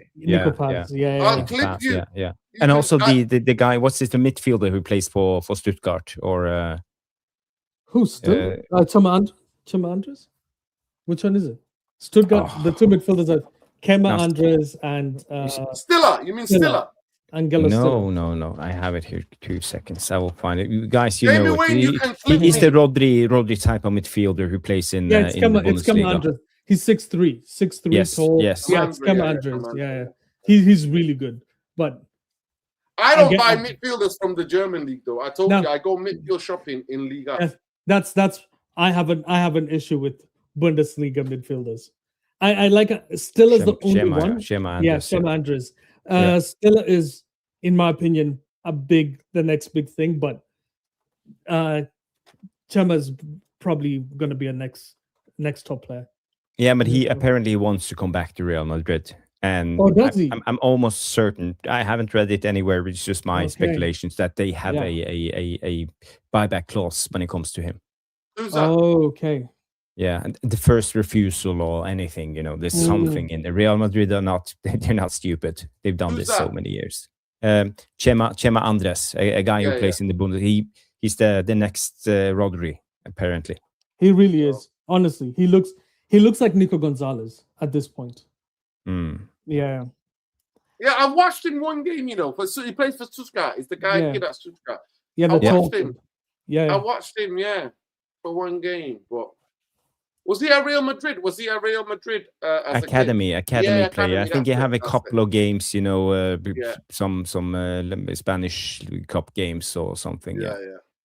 Well, Como the only ones who are happy that Mourinho went to Real Madrid because they were planning on bringing him back, and then Mourinho joined, and now they negated He don't the like whole deal. youth. He doesn't like of course that. he doesn't like it. No. And he's Look at like, Real Madrid. They signed 5 players. If you include, to be fair, but it's funny. I saw the news today in the Manchester Evening News. Rodri's had his surgery, and he won't be back till the end of September or something like that. By the time the window would close, so I don't know if they're gonna buy him unless they buy him injured still. Real they Madrid. might just do it. I think if a Rodri's available, you take him. Let's be like as good as Tchouaméni is. He's no Rodri. Rodri's a completely different level. Yeah. Bro, big up Jamie Wayne. Bro, listen, they finished where they finished, and they did really well in the Champions League. Of course, it's about the games that you get. You know what I mean? It's about those games. If we get Paris Saint-Germain, if we get Barcelona, if we get Bayern Munich, then good night Vienna in the 8 games. Good night Vienna, we're getting bocked. But if we do get teams from all these different, like the Europa League kind of standard, back in the day, Europa League kind of standard teams, we can give them a game, because the Premier League is so intense. The Premier League teams, when they play in the Champions League, actually they find it all right. Yeah. Or if you got a proper something set up, structured set up, you find it all right. You'll find it all right. Yeah, we will most likely get 2 difficult games, 2 big teams, and a couple of mediocre teams, and well, having enough points. Look, we've got 4 games a home minute. You make 4 games a home minute. Yeah. That's enough. We need to win the home what? games, and then we'll be through. Yeah. So I also think it's a good opportunity to play the youth, and what I've seen so far. I don't know. I haven't heard your take on the youth, but what I saw against Rosenborg, I was so disappointed today when I saw Harry Amas linked to a sale for £6 million. I think that's bullshit. Athletic reporting it. I think it was because they need to raise money. But it's so fucking so depressing. Because they can't sell anybody else, Jarvis. They can't sell anybody else. They harbor all these young players to be able to sell them. Kick Luke Shaw, Mason Mount, Dallo out of the team. Get rid of the dross. Start being a serious club. I've always said I like Amas. I liked him from the preseason when we went to America. And he's bulked up. He's stronger. Yes. He got voted one of the best young players at Sheffield Wednesday. He was one of the best. He got injured when he went to Norwich. But 6 million. You get him for at least 20 odd million. If he's at Chelsea, if he's at City, if he's at Liverpool got 20 million for Brewster. And now we are scraping the barrels. 6 million. What do you want me to tell you? It's disgrace. Whether it's Ineos or Glazers, they can't fucking sell. They can't sell water in a desert. We probably treat agents so poorly that agents don't know how to get better deals. Because I think some of these deals are really sketchy. Like the Morgan Rogers deal is sketchy. Let's be honest. Because you're hearing the back deals. You know what I mean? Yeah, like you're hearing. Also, like Garnacho go in there. Yeah. For what is it? Loan with obligation. A loan with an obligation. Seasonal loan with an obligation to buy. Yes. Yeah. And also, they're saying Villa have been doing this dodgy stuff. They've done it with other teams before. True. Yeah. But I think, in my opinion, if the value currently in the market is 6 mil, I'd rather keep him. I'd rather keep him than I like Amas actually. I like his game. He's obviously inexperienced, but as a number 2, I'd keep him. 100%. I think he's hungry. I think the way he plays, I think he's a very intelligent young footballer. And I think with good development, he can improve. 100%. Defensively, he just needs to be coached better. Yeah. But on the ball, I trust him more than I trust Luke Shaw. Getting up and down that football pitch, I trust him more than I trust Luke Shaw. I believe he can go up and down. The right back crossing to the left back. That's what modern fullbacks do. It was so bad that Camerson and Amas were the better fullbacks in that game. Of course they came on and you're like, oh my God. It's so nice to see people who go up and down constantly. No stopping. I told you, Okay. modern fullbacks who got energy and dynamicism to get up and down a football pitch can change the way your team looks. They can have fundamental change. By the way, fullbacks play come from Brazil. Brazil kind of invented, added it to the football. Brazil brought that about. So this is what I'm saying to Jarvis. They can't even sell Joshua Zirkzee to Juventus. It's apparently a loan. I mean, how embarrassing is that? What is this? Best in absolute Scooby, no effing clue. It's all a class. Do you guys want to laugh? Do you guys want to laugh? I've got something to show you if you guys really want to laugh. I've got the bet.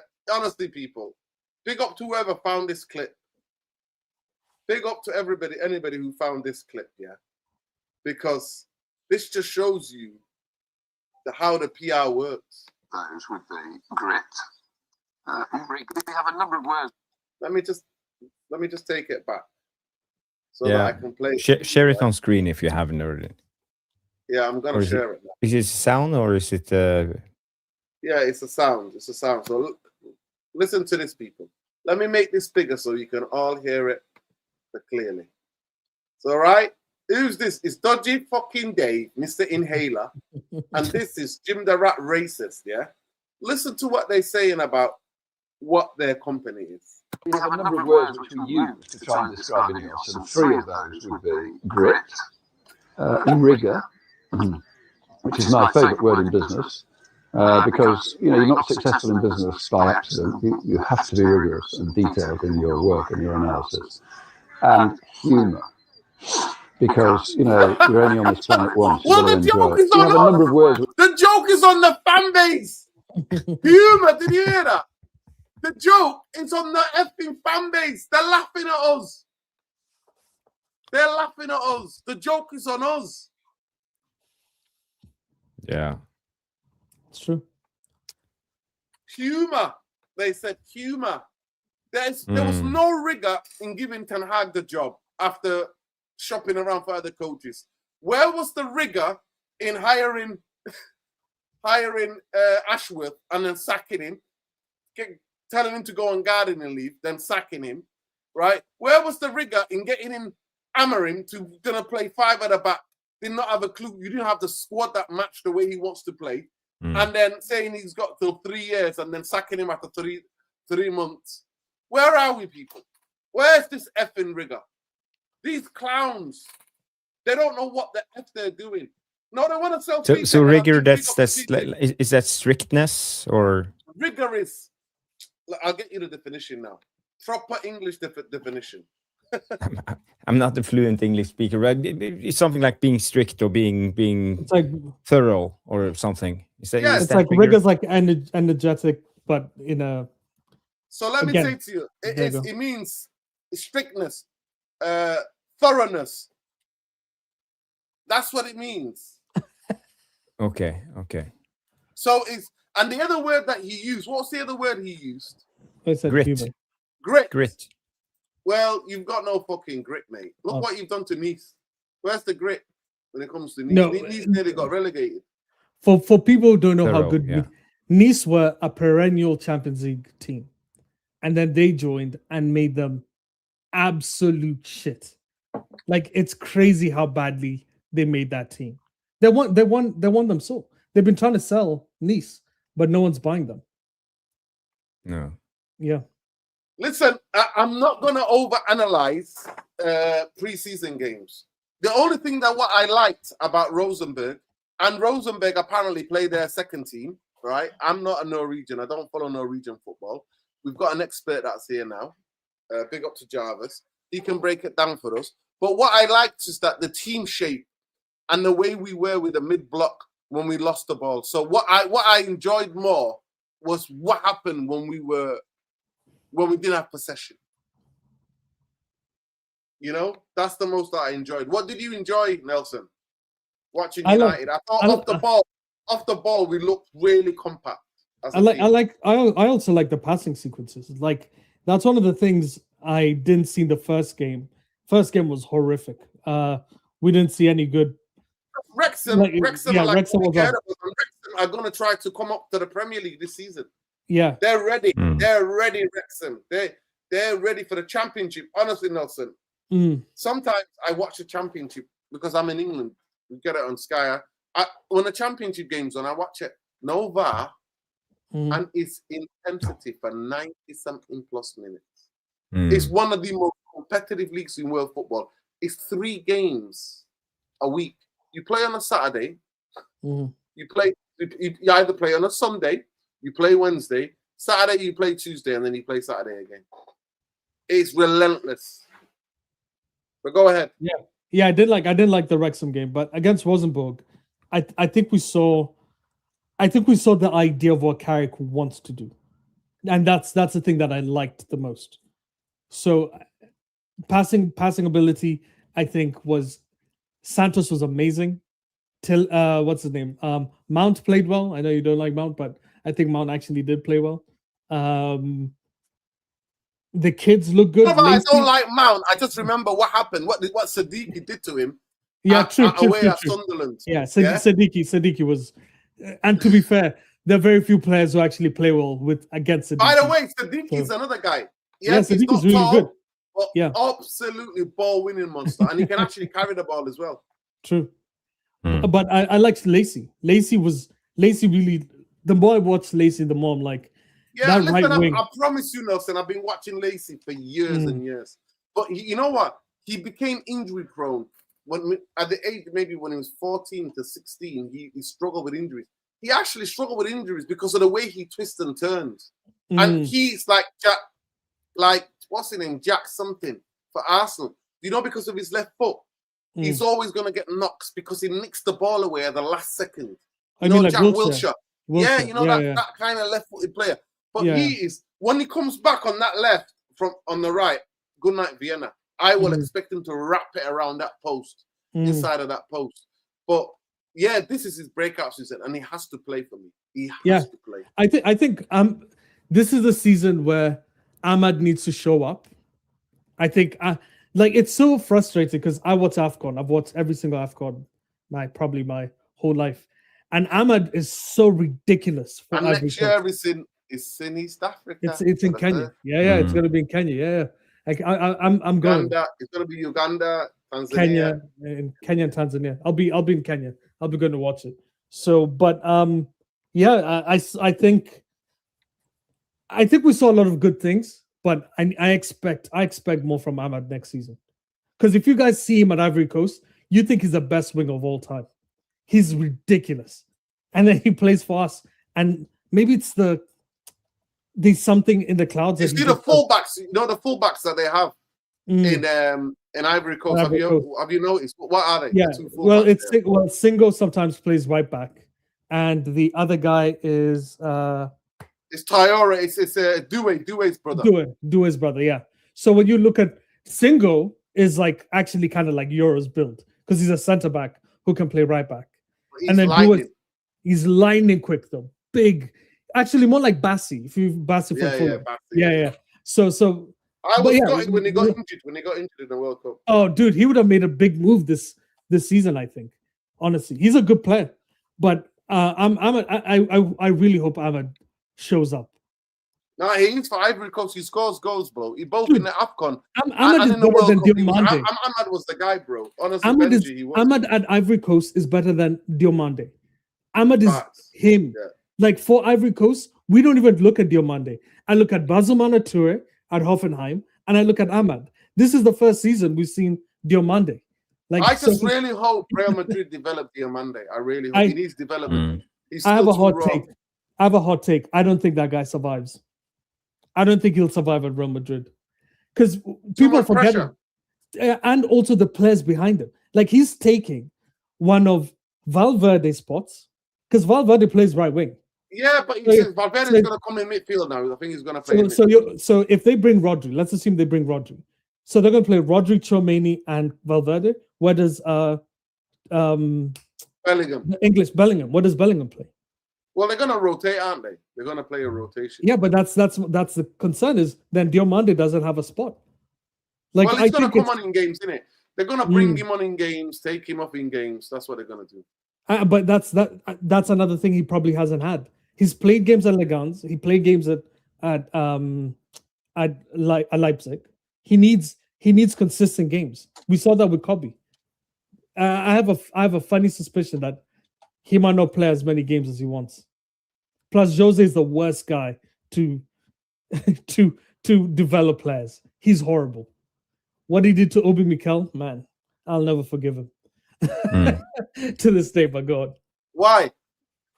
Obi Mikel was a 10. What's the number 10? Yeah. I know it, innit? He was one of the best 10s in the world at a young age. And then he played him as a 6. And he built him as a 6. You could see there were multiple when he started at Chelsea, you could tell. He was good on the ball, but he didn't know how to defend. That's why they had Essien. Ah, man, he killed me, man. But hey, he's still a good player. Love his podcast. Yeah, 100%. Mm. It's madness to me. Absolutely madness for me. Yeah. Absolutely madness. But to say, Nordin, to answer the question you asked in the beginning, what I've seen from Carrick so far, and I'm planning to do a show with off the ball. I'm planning to do a show with Stu, and maybe Cass will come on, and you are free to come on if you like on Thursday, Nordin. We will talk a little bit about what Carrick is what I'm expecting Carrick to do next season, and the rotations that I talk about, the 3-1-6 with a good type of Vitinha type of player who can control the tempo of the game, and there are so many variations of the attacking play. People are talking about they don't see patterns, but we are not going by the regular patterns. It's not like the overlapping fullback who's bombing on all the time, and things that we are used to see when it comes to football. I think we are coming into a season when we are going to see more of the PSG type of influence on Carrick if we are going to the next stage. I think we will see variations of the 3-1-6. I think we will see the 3-2-5 many times. I think we will see the fullback coming inside as number 10s a lot of the time, not overlapping around on the edges if you go by the profiles we are going for. We will also see the MW formation, the 3-2-2-3 formation when we sit in possession, and a lot of rotations. I think we can easily see Kobe Mainu being a number 9 and Cunha dropping down as the 8 and Dogu coming in as the 10, and all of this a lot of the time, and even Bruno linking up in close proximity. And I'm looking forward to it. I think it will be a mess, a chaos if you are into analyzing football and trying to understand what's actually going on. But I think we need some vital parts. The fullbacks are not good enough yet. For me, that's one of the steps. Centre backs needs to improve. We need to have, extremely good centre backs who are willing to press in a high line, not having panic, as we can see with Maguire sometimes when we are high up the pitch. He started waffling and dropping deep because he doesn't trust his own pace. I want to see more players with more courage, and we need to be better in quality for next season for this to work. And Sir Jim and all of them can talk about the grit and rigorous and humor and all that bullshit, but the main thing is what's going on the football pitch. And Carrick, he has some positive things with him. I like what I see. I think he has some good ideas. My biggest problem is, Noreen, let me just finish. He needs backing. He needs backing because the quality of our team is not good enough right now for him to get his ideas out there. So again, if this is the end of the transfer window, if you're not signing a new midfielder, let's say we're not signing a new left back, he might as well just resign right away because he will get the sack during the season, because it can't be done what we are trying to do. Or we can just accept that we will go into the season, sit back with a compact 4-4-2 and start and play counter-attacking football. It will work against the better teams. It will work against some teams who will try to attack us, away games. But every home game, we will sit and knock our heads into the ball because we are facing 2 buses, banks of 4, and a low block. And there's no way to go because we don't have the quality. So again, we have seen this in our rebuilds. We've seen it with Mourinho. We've seen it with Louis van Gaal. We saw it with Ole. We saw it with even Ten Hag. when we try to take the next step, we always struggle because the Glazers and Ineos and the guys in charge don't back You need quality. the team with quality, because you come to a stage where you need quality. Because this is why PSG, Real Madrid, Barcelona, Manchester City, all of the best clubs are buying players for 100 million, because that's where the quality lies.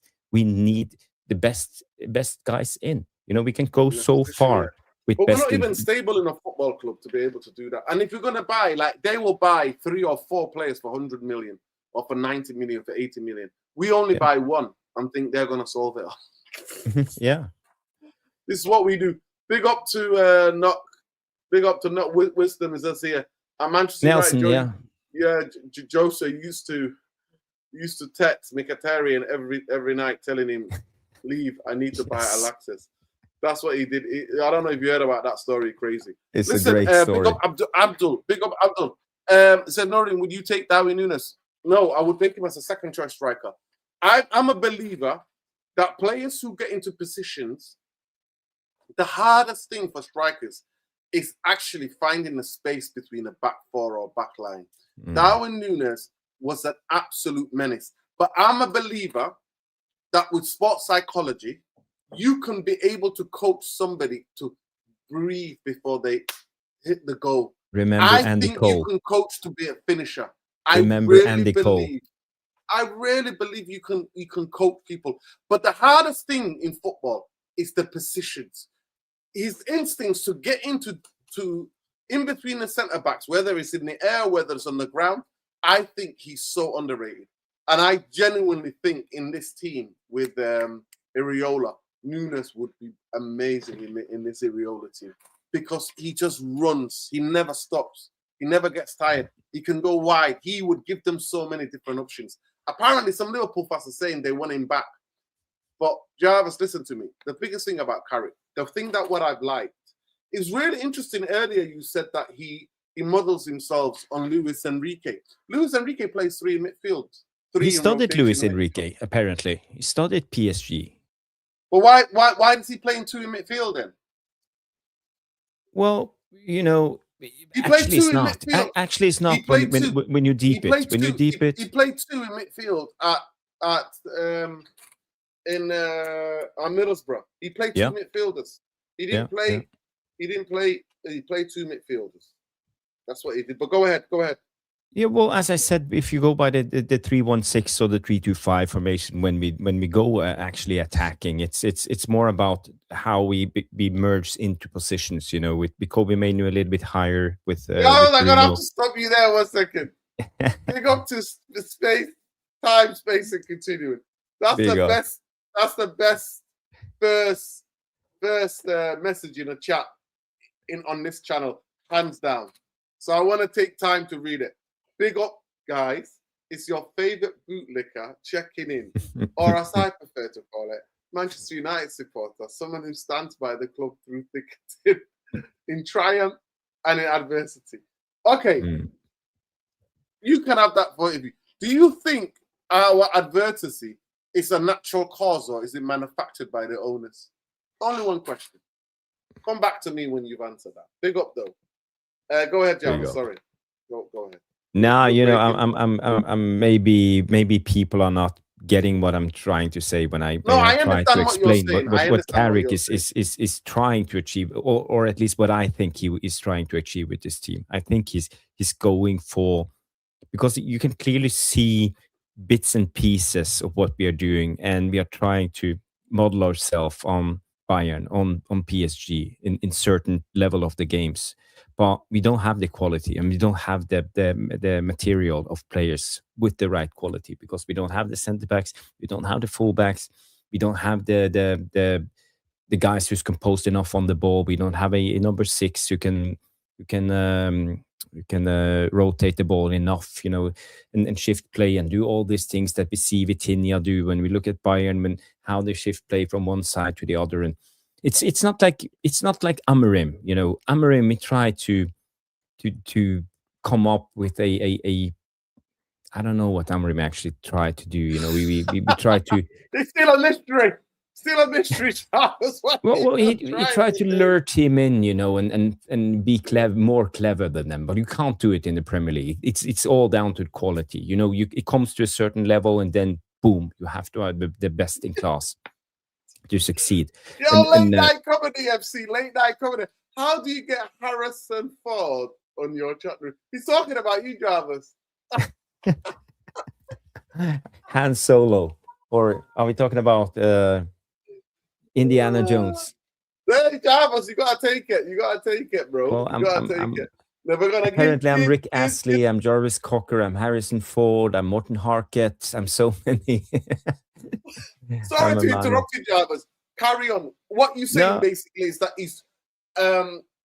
Carrick is trying to model the similar way in terms of the way that the rotational play, especially with the three up front, and maybe hopefully the midfield as well, because they do rotate the midfield, the three in midfield. They all rotate. By the way, 1 minute the deep lining guy, it's not just Fatinia all the time. Sometimes Fatinia is on the left or on the right, and he goes forward, and the other two Neves and that fill in. So they interchange. There is a lot of rotation going on. A lot of rotation. And you know, it's a principle of Luis Enrique's play is to get the free man. And it's not about giving the ball to the free man at once. It's basically overloaded. You overload by what? That's why they do the thing. You don't overload in a way because they are good dribblers too. You got to remember, it's not just about moving yourself. It's if you beat your man, you create an overload right away. But Jarvis, so it's both about individual quality and positional play. So it's a mix, and this is why it's hard for people to see what's actually going on, because it goes on so quickly. And it's about the free man, as I said, and you don't play the free man directly. You go with the third man option, you know. So if this is the free man, you pass the ball there first, and then it goes to the free man. Because you have ball players like Neves, like Vitinha, who understands how to rotate the ball. Hakimi. The way they do, they triple up on that side there with Hakimi. And you know what I mean? And then they start rotating the shit out of it. You know, it's exactly. Hakimi will go central. Hakimi will be on the winger. Dembele will drop more of a deeper, get that ball, turn, hit that. And then that's what they do on Nunes on the other side. Nunes also, it's going to be very interesting, because I don't think Luca Digne is that good. He's good on the ball. It's going to be interesting to see how he uses him, but defensively, he's not that great. But Nurdin, that's why I would love to have you on Thursday, when we will have the big debate and talk about, can Carrick actually do this and go into this. And we will look at the players, look at Kobe Mainu, look at Bruno, look at Sesko, look at Cunha, how they actually will work into all of this, and how can they do it. So do we have to half-ass it like last season, sit in a 4-4-2 and just let the players rotate and shift positions when they like, or are we actually going to see a pattern? So, yeah. If you want to play like Paris Saint-Germain, you need quality all over the football pitch. None more than so in midfield and the fullbacks. The fullbacks have to be so attacking, because they give so much width. And they let the inverted wingers rotate inside, outside, drop in a bit more, pick up the ball, because they can dribble on their ball carriers. Cavasvelli is a ball carrier. Due is a ball carrier. And, you know, Barcola is the guy. So there is so many different ways they can beat you. And they constantly stay patient and rotate the ball from one side to the other. One side, stretch the pitch as wide as they can. It's always, they always have people occupy the 5 lanes. Always that's the 5 lanes. By the way, always have the width. Always. By the way, who did he get that positional play from? Van Gaal. Van Gaal. It's actually Cruyff, but but Van Gaal, honestly, Jarvis, Van Gaal's version is slightly different. He actually Cruyff gives more freedom, but holding the width and constantly recycling. Positionally, that's Van Gaal. Van Gaal, like every 4-4-3, the way they play is fascinating. Cruyff is incredible because he's got more fluidity. But Van Gaal is about how you break down the width. You stay on that width. You stay. Van Gaal is the kind of guy at Ajax back in the day who would grab them.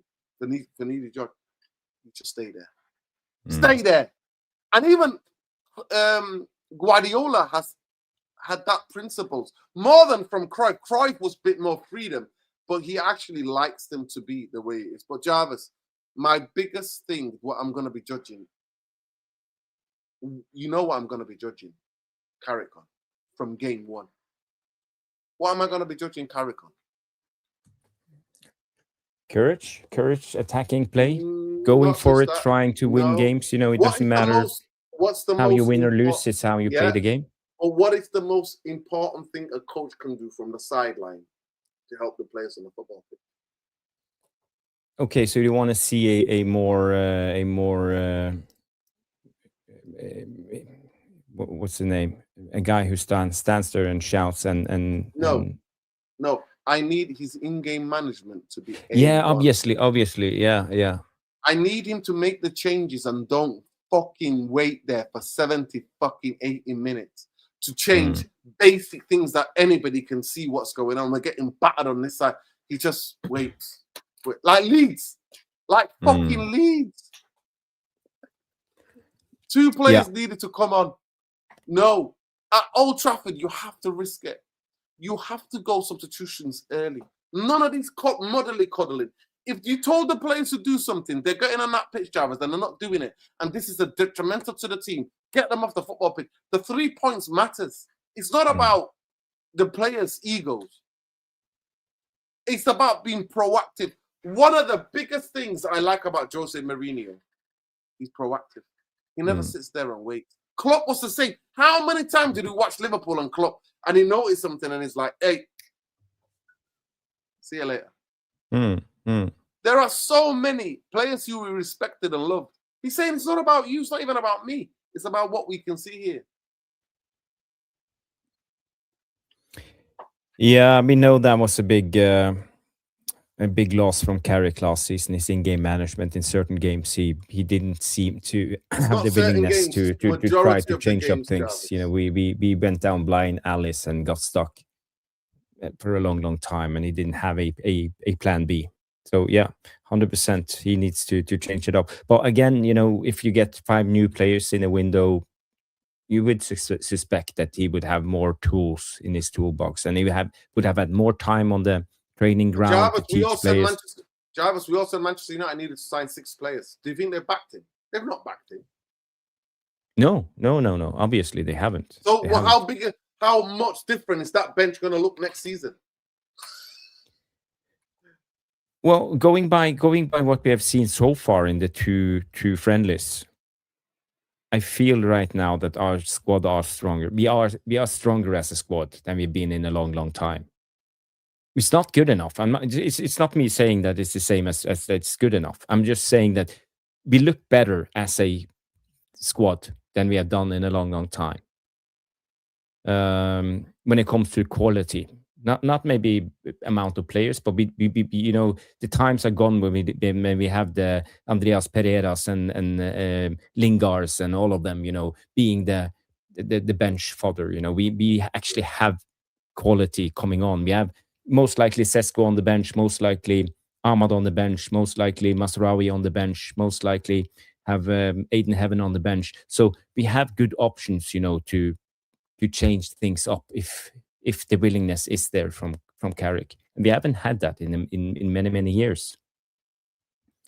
How I see it, but it's not the same as me saying I'm pleased and happy with the transfer window, because I'm not. As I said, we have come to a stage now where I think we have to bring in quality.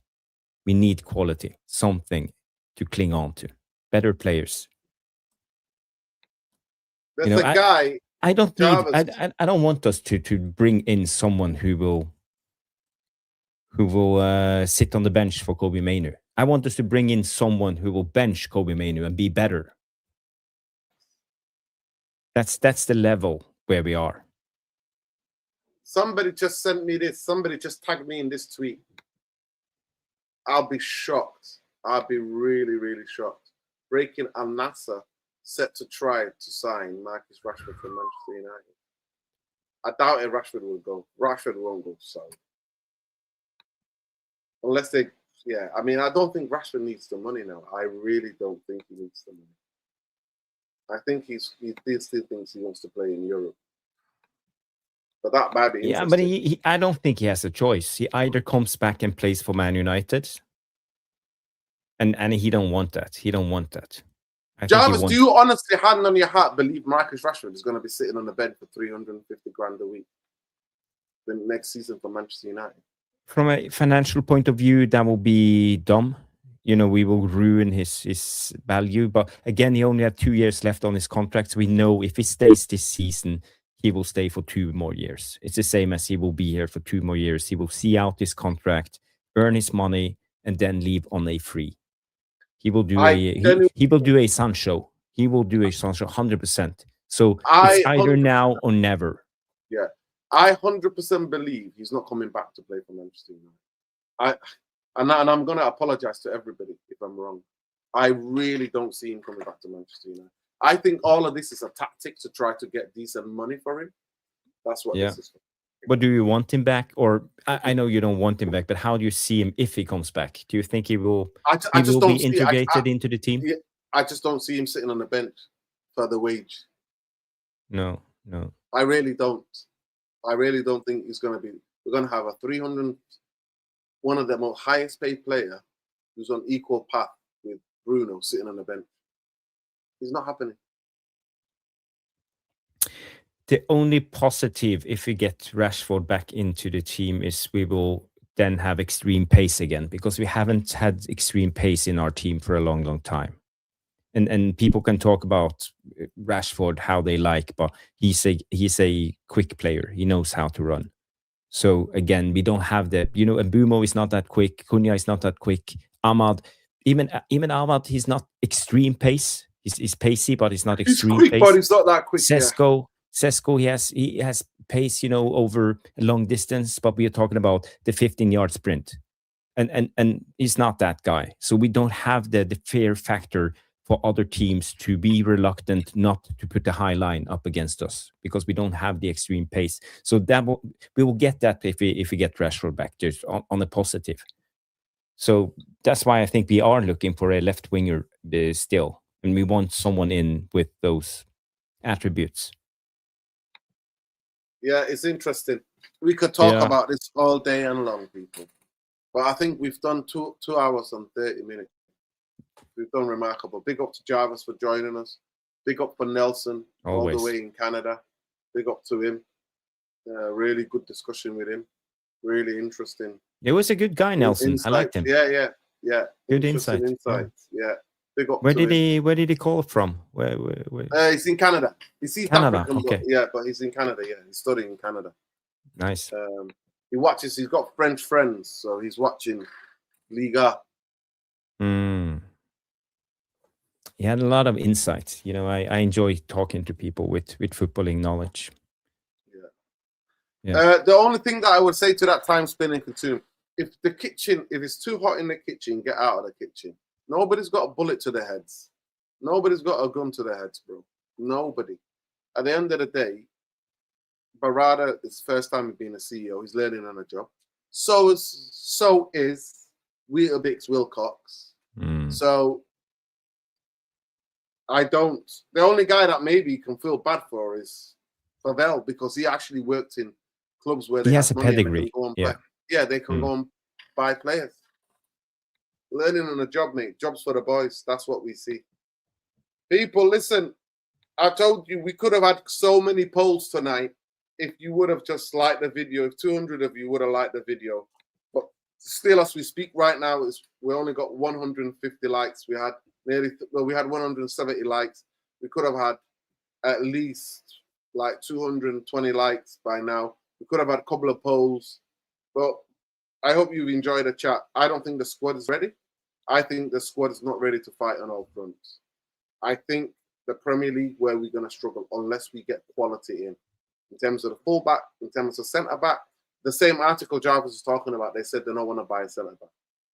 But then they might want to sell Mazraoui. Mazraoui is the only person in their fullbacks who can play centre-back competently. People can say Luke Shaw, I doubt it. And the only decent left back that we've had in years coming through. We want to get rid of him for mere 6 million. These clowns can't sell. But Copium FC is out there.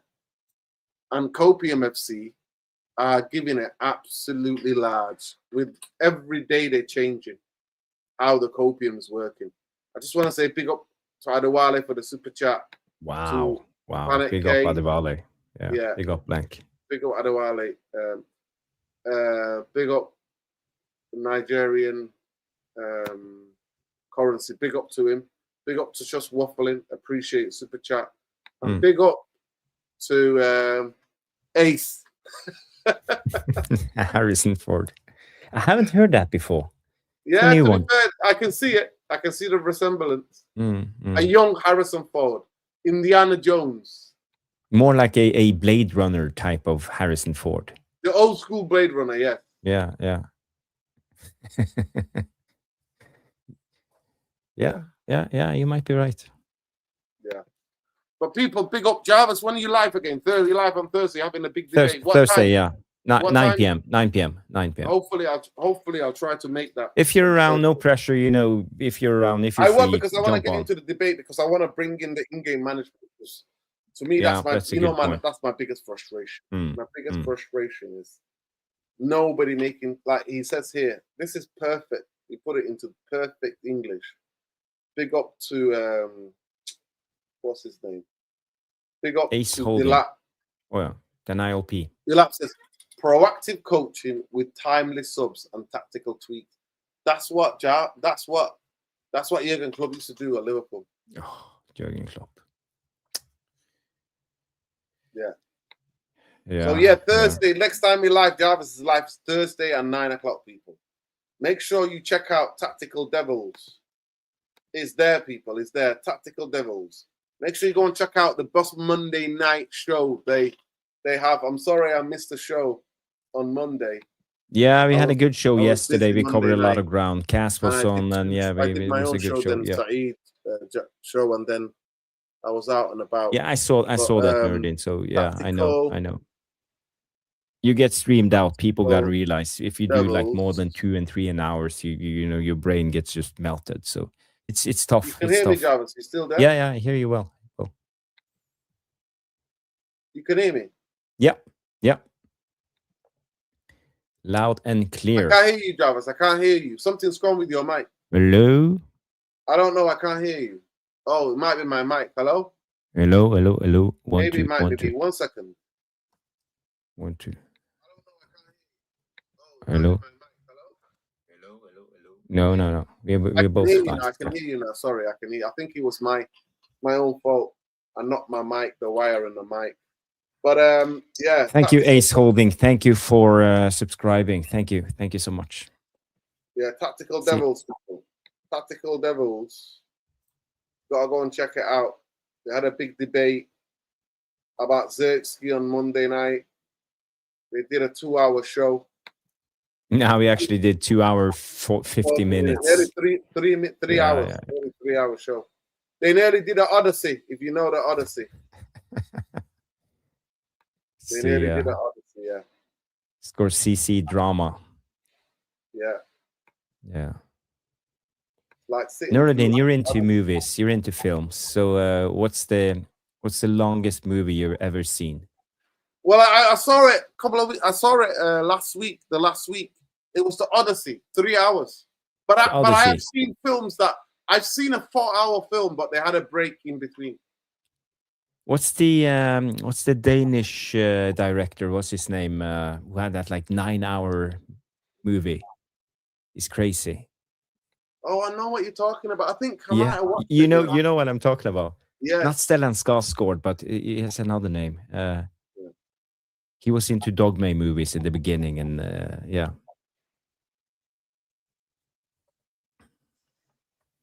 I think the longest movie I ever seen at the theaters must have been Dancing with Wolves with Kevin. What's his name? Kevin. I know you're talking about. Yes. Was it Kevin? Kevin Costner. Kevin Costner. Yeah, so long ago. I think it was an intermission. It was a break, so you could go out, stretch your legs during the movie. I think it was like Lars von Trier. Yes. Yeah, Lars von Trier. Yeah. Danish or Scandinavian? I think he's Danish. Von Trier. Yeah. Yeah, his films are quite wacky. But people, go and check out Monday night. Jarvis, they did a 2-hour, nearly 3-hour show. Go and check it out, people. Go and check it out. Go and check it out, people. Kevin Costner, yes. Yeah. You seen any new movies lately in the summer? Yeah, I saw the Odyssey, the Greek. The Odyssey, yeah. Odyssey was 3 hours. Was it good? It was all right. I'm still processing. You know, I have my brain when it comes to films. It takes me sometimes a week or more to process. I'm still thinking about aspects of the film. It was an interesting story to tell. It was about the story about the Odysseus or the gods and all of this. Odysseus, yeah. It was about the warrior mainly. The main character was Odysseus in the time of Thor, and the Trojan horse story. Yeah, it's about that, which is interesting. I'm not sure. I don't like the director's films. He's quiet. Yeah, he's very conservative in the way he sees the world. I forgot his name. Director of the Odyssey, but I'm not a big fan of his films. But everybody was like, "No, you got to see this. You got to see that." And I was like, "Okay, I'll go and see it." But I'm not a big fan. Is it the same guy who had directed Interstellar? Isn't it? Or... I think so. I have to check. Odyssey.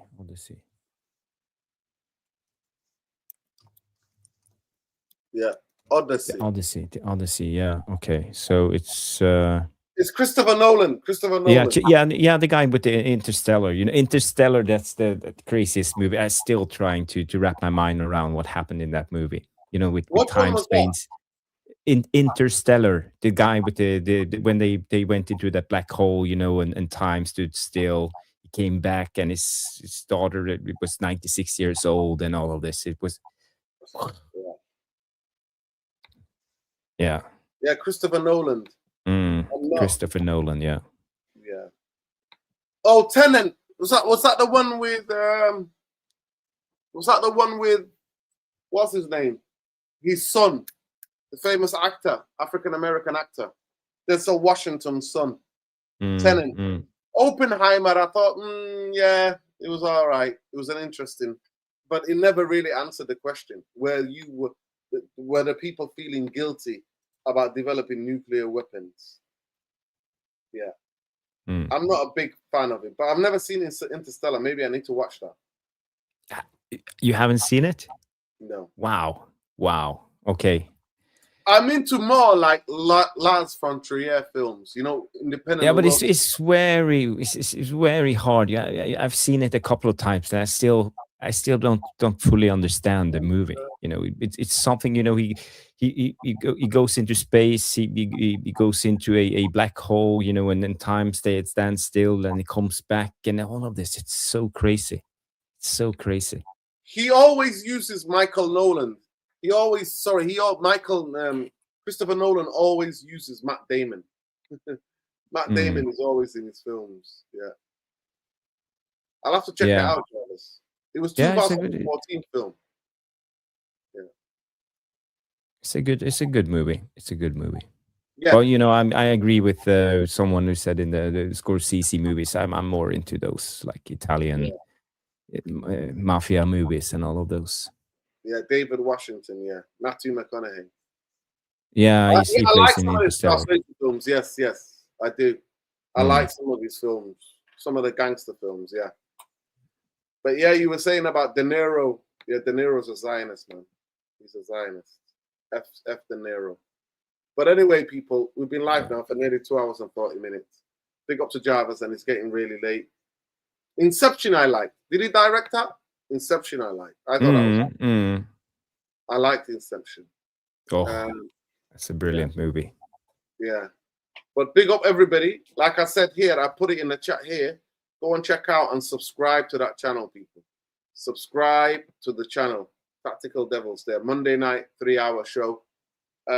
Make sure you catch Jarvis at Tactical Devils on YouTube and BOLA Bowley 77 on X. Make sure you check Ben. Ben jumped on. Ben was in Barcelona airport. He was just waiting. He's in Barcelona now. For a bit. Big up to Ben. Elmo39, Elmo20 on TikTok, Elmo20 on Twitch. I love Barcelona. Yeah, Nelson is not on X, but big up to Nelson for jumping on. Big up to everybody who did the chat. Other things, the first film Matt Damon and Nolan have done together. No, he's in Interstellar. It's not. Matt Damon is in Interstellar. He is. I think it's Matthew McConaughey who's the main role, the main actor. Are you sure? Yeah, I think there's another movie that's called something like Marsh or something like Maybe. science fiction type of movie with Matt Damon. Matt Damon's in it. Yeah, Matt Damon plays the guy called Man. Michael Caine is in it, if I'm not mistaken. Interstellar. And Mackenzie. Okay. Yeah, okay. Yeah. Timothy Chalamet is in it. Red Matthew Planet. McConaughey is in it. Yeah. He plays not a big role, but Matt Damon is in. He's a character called Man. I've seen a trailer of Interstellar, but I've not watched it. Matt Damon. Yeah, Dr. Man, is that his name? Yeah. Dr. Man. Yeah. Yeah. Cool. Yeah. Yeah, big up to every one of you. But yeah, big up to everybody. Please like the video, subscribe to the channel, and more importantly, hype the video and like. Let's get over 200 likes, people. On your way out, please like the video. I think we are how many likes short of 200? I can tell you now. 25? Something like that, I think. Or 170 something, I think. Yeah. But yeah, people, you got 25 more likes. Yeah, actually, we are 19 more likes away. 19 of you to like the video. It would be perfect for 200 likes. I appreciate you, yeah. Now, Matt Damon is also he's Dr. Man in Interstellar, yes. He always has a big cast, you know, well-known actors. I think he's Good Will Hunting. Good Will Hunting. That's Matt Damon. Yeah. I think Christopher Nolan is British, if I'm not mistaken. He might be. I think he might be British, if I'm not mistaken. I think he might be. Yeah. Clever filmmaker, but I'm not a big fan of all of his films. Let's just put it that way. I like some other directors. Yeah. Big up and love, people. Please smash a like on your way out. Subscribe to the channel. Jarvis is live. I'll probably do a video or go live again if anything breaks tomorrow.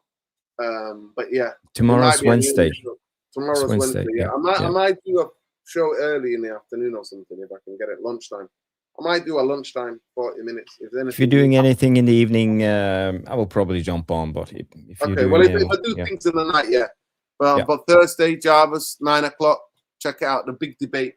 Tactically, what characters do. And actually, it's going to be interesting because I'm going to wait to see how we play. Before I'm going to do that show, I was going to do that show, Jarvis, but I'm going to wait till after Sunday. So the match reaction on Sunday is going to be about how characters try to play. So it's interesting. Hopefully I'll be on the show on Thursday, hopefully. Yeah, the game is Sunday, yes. It's Atletico. Or is it? I don't think I can on Thursday, Jarvis. Well, it depends what time we finish. Yeah, no worries. If you're free, you're free. If not, you're not. That's just how it is. My workplace, we've got an exhibition. Ah, okay, cool. We've got an exhibition, so I don't know what time that finishes. If that finishes around, by the time, I actually might be able to be with you in the next hour, hopefully. That's okay. That's okay. Yeah. But big up and love Jarvis. If not, I'm there. If the exhibition, if I've got the dates wrong, then I'm there. Yeah, big up and love. Big up. And big up to everybody. Free Palestine, man. Free Lebanon, free the Congo, free Sudan, free Iran, free the world. Free the world from Zios and the PDF file class, the Epstein class. Look what they tried to do to FIFA. All European clubs, all European countries have to boycott if they sell 1% of FIFA to the Americans, to the PDF files, to the Epstein class. If they sell 1% of FIFA to the Epstein class, all European next World Cup, all European countries should boycott. And all the rest of the madmen, Netanyahu, Trump, Project 2025, all of this, it's fucking nuts. If you go down the rabbit hole, you know, they are crazy. If you know, you know. Yeah. If you know, you know, people. But yeah, free the people, man. Free the land. Free yourselves. We don't discriminate against people here. And by the way, remember, not all Jewish people are. There are more Muslim Zionists, there are more Christian Zionists than there are Jewish Zionists. Remember that, people. Remember that. Zionism is a political ideology. We have nothing against Judaism or Jewish people wherever they are in the world. We're against apartheid states and ethno states. We are, wherever it is, ethno-nationalism is fascism. It's fascism. So F Trump, F the Epstein class, F the PDF files, wherever they are. Good night. Take care. But please 19 of you like the video on your way out. It's the least you could do for the channel. We're shadow banned. That's why we should be on at least 40,000 subscribers, but we're not. Because why?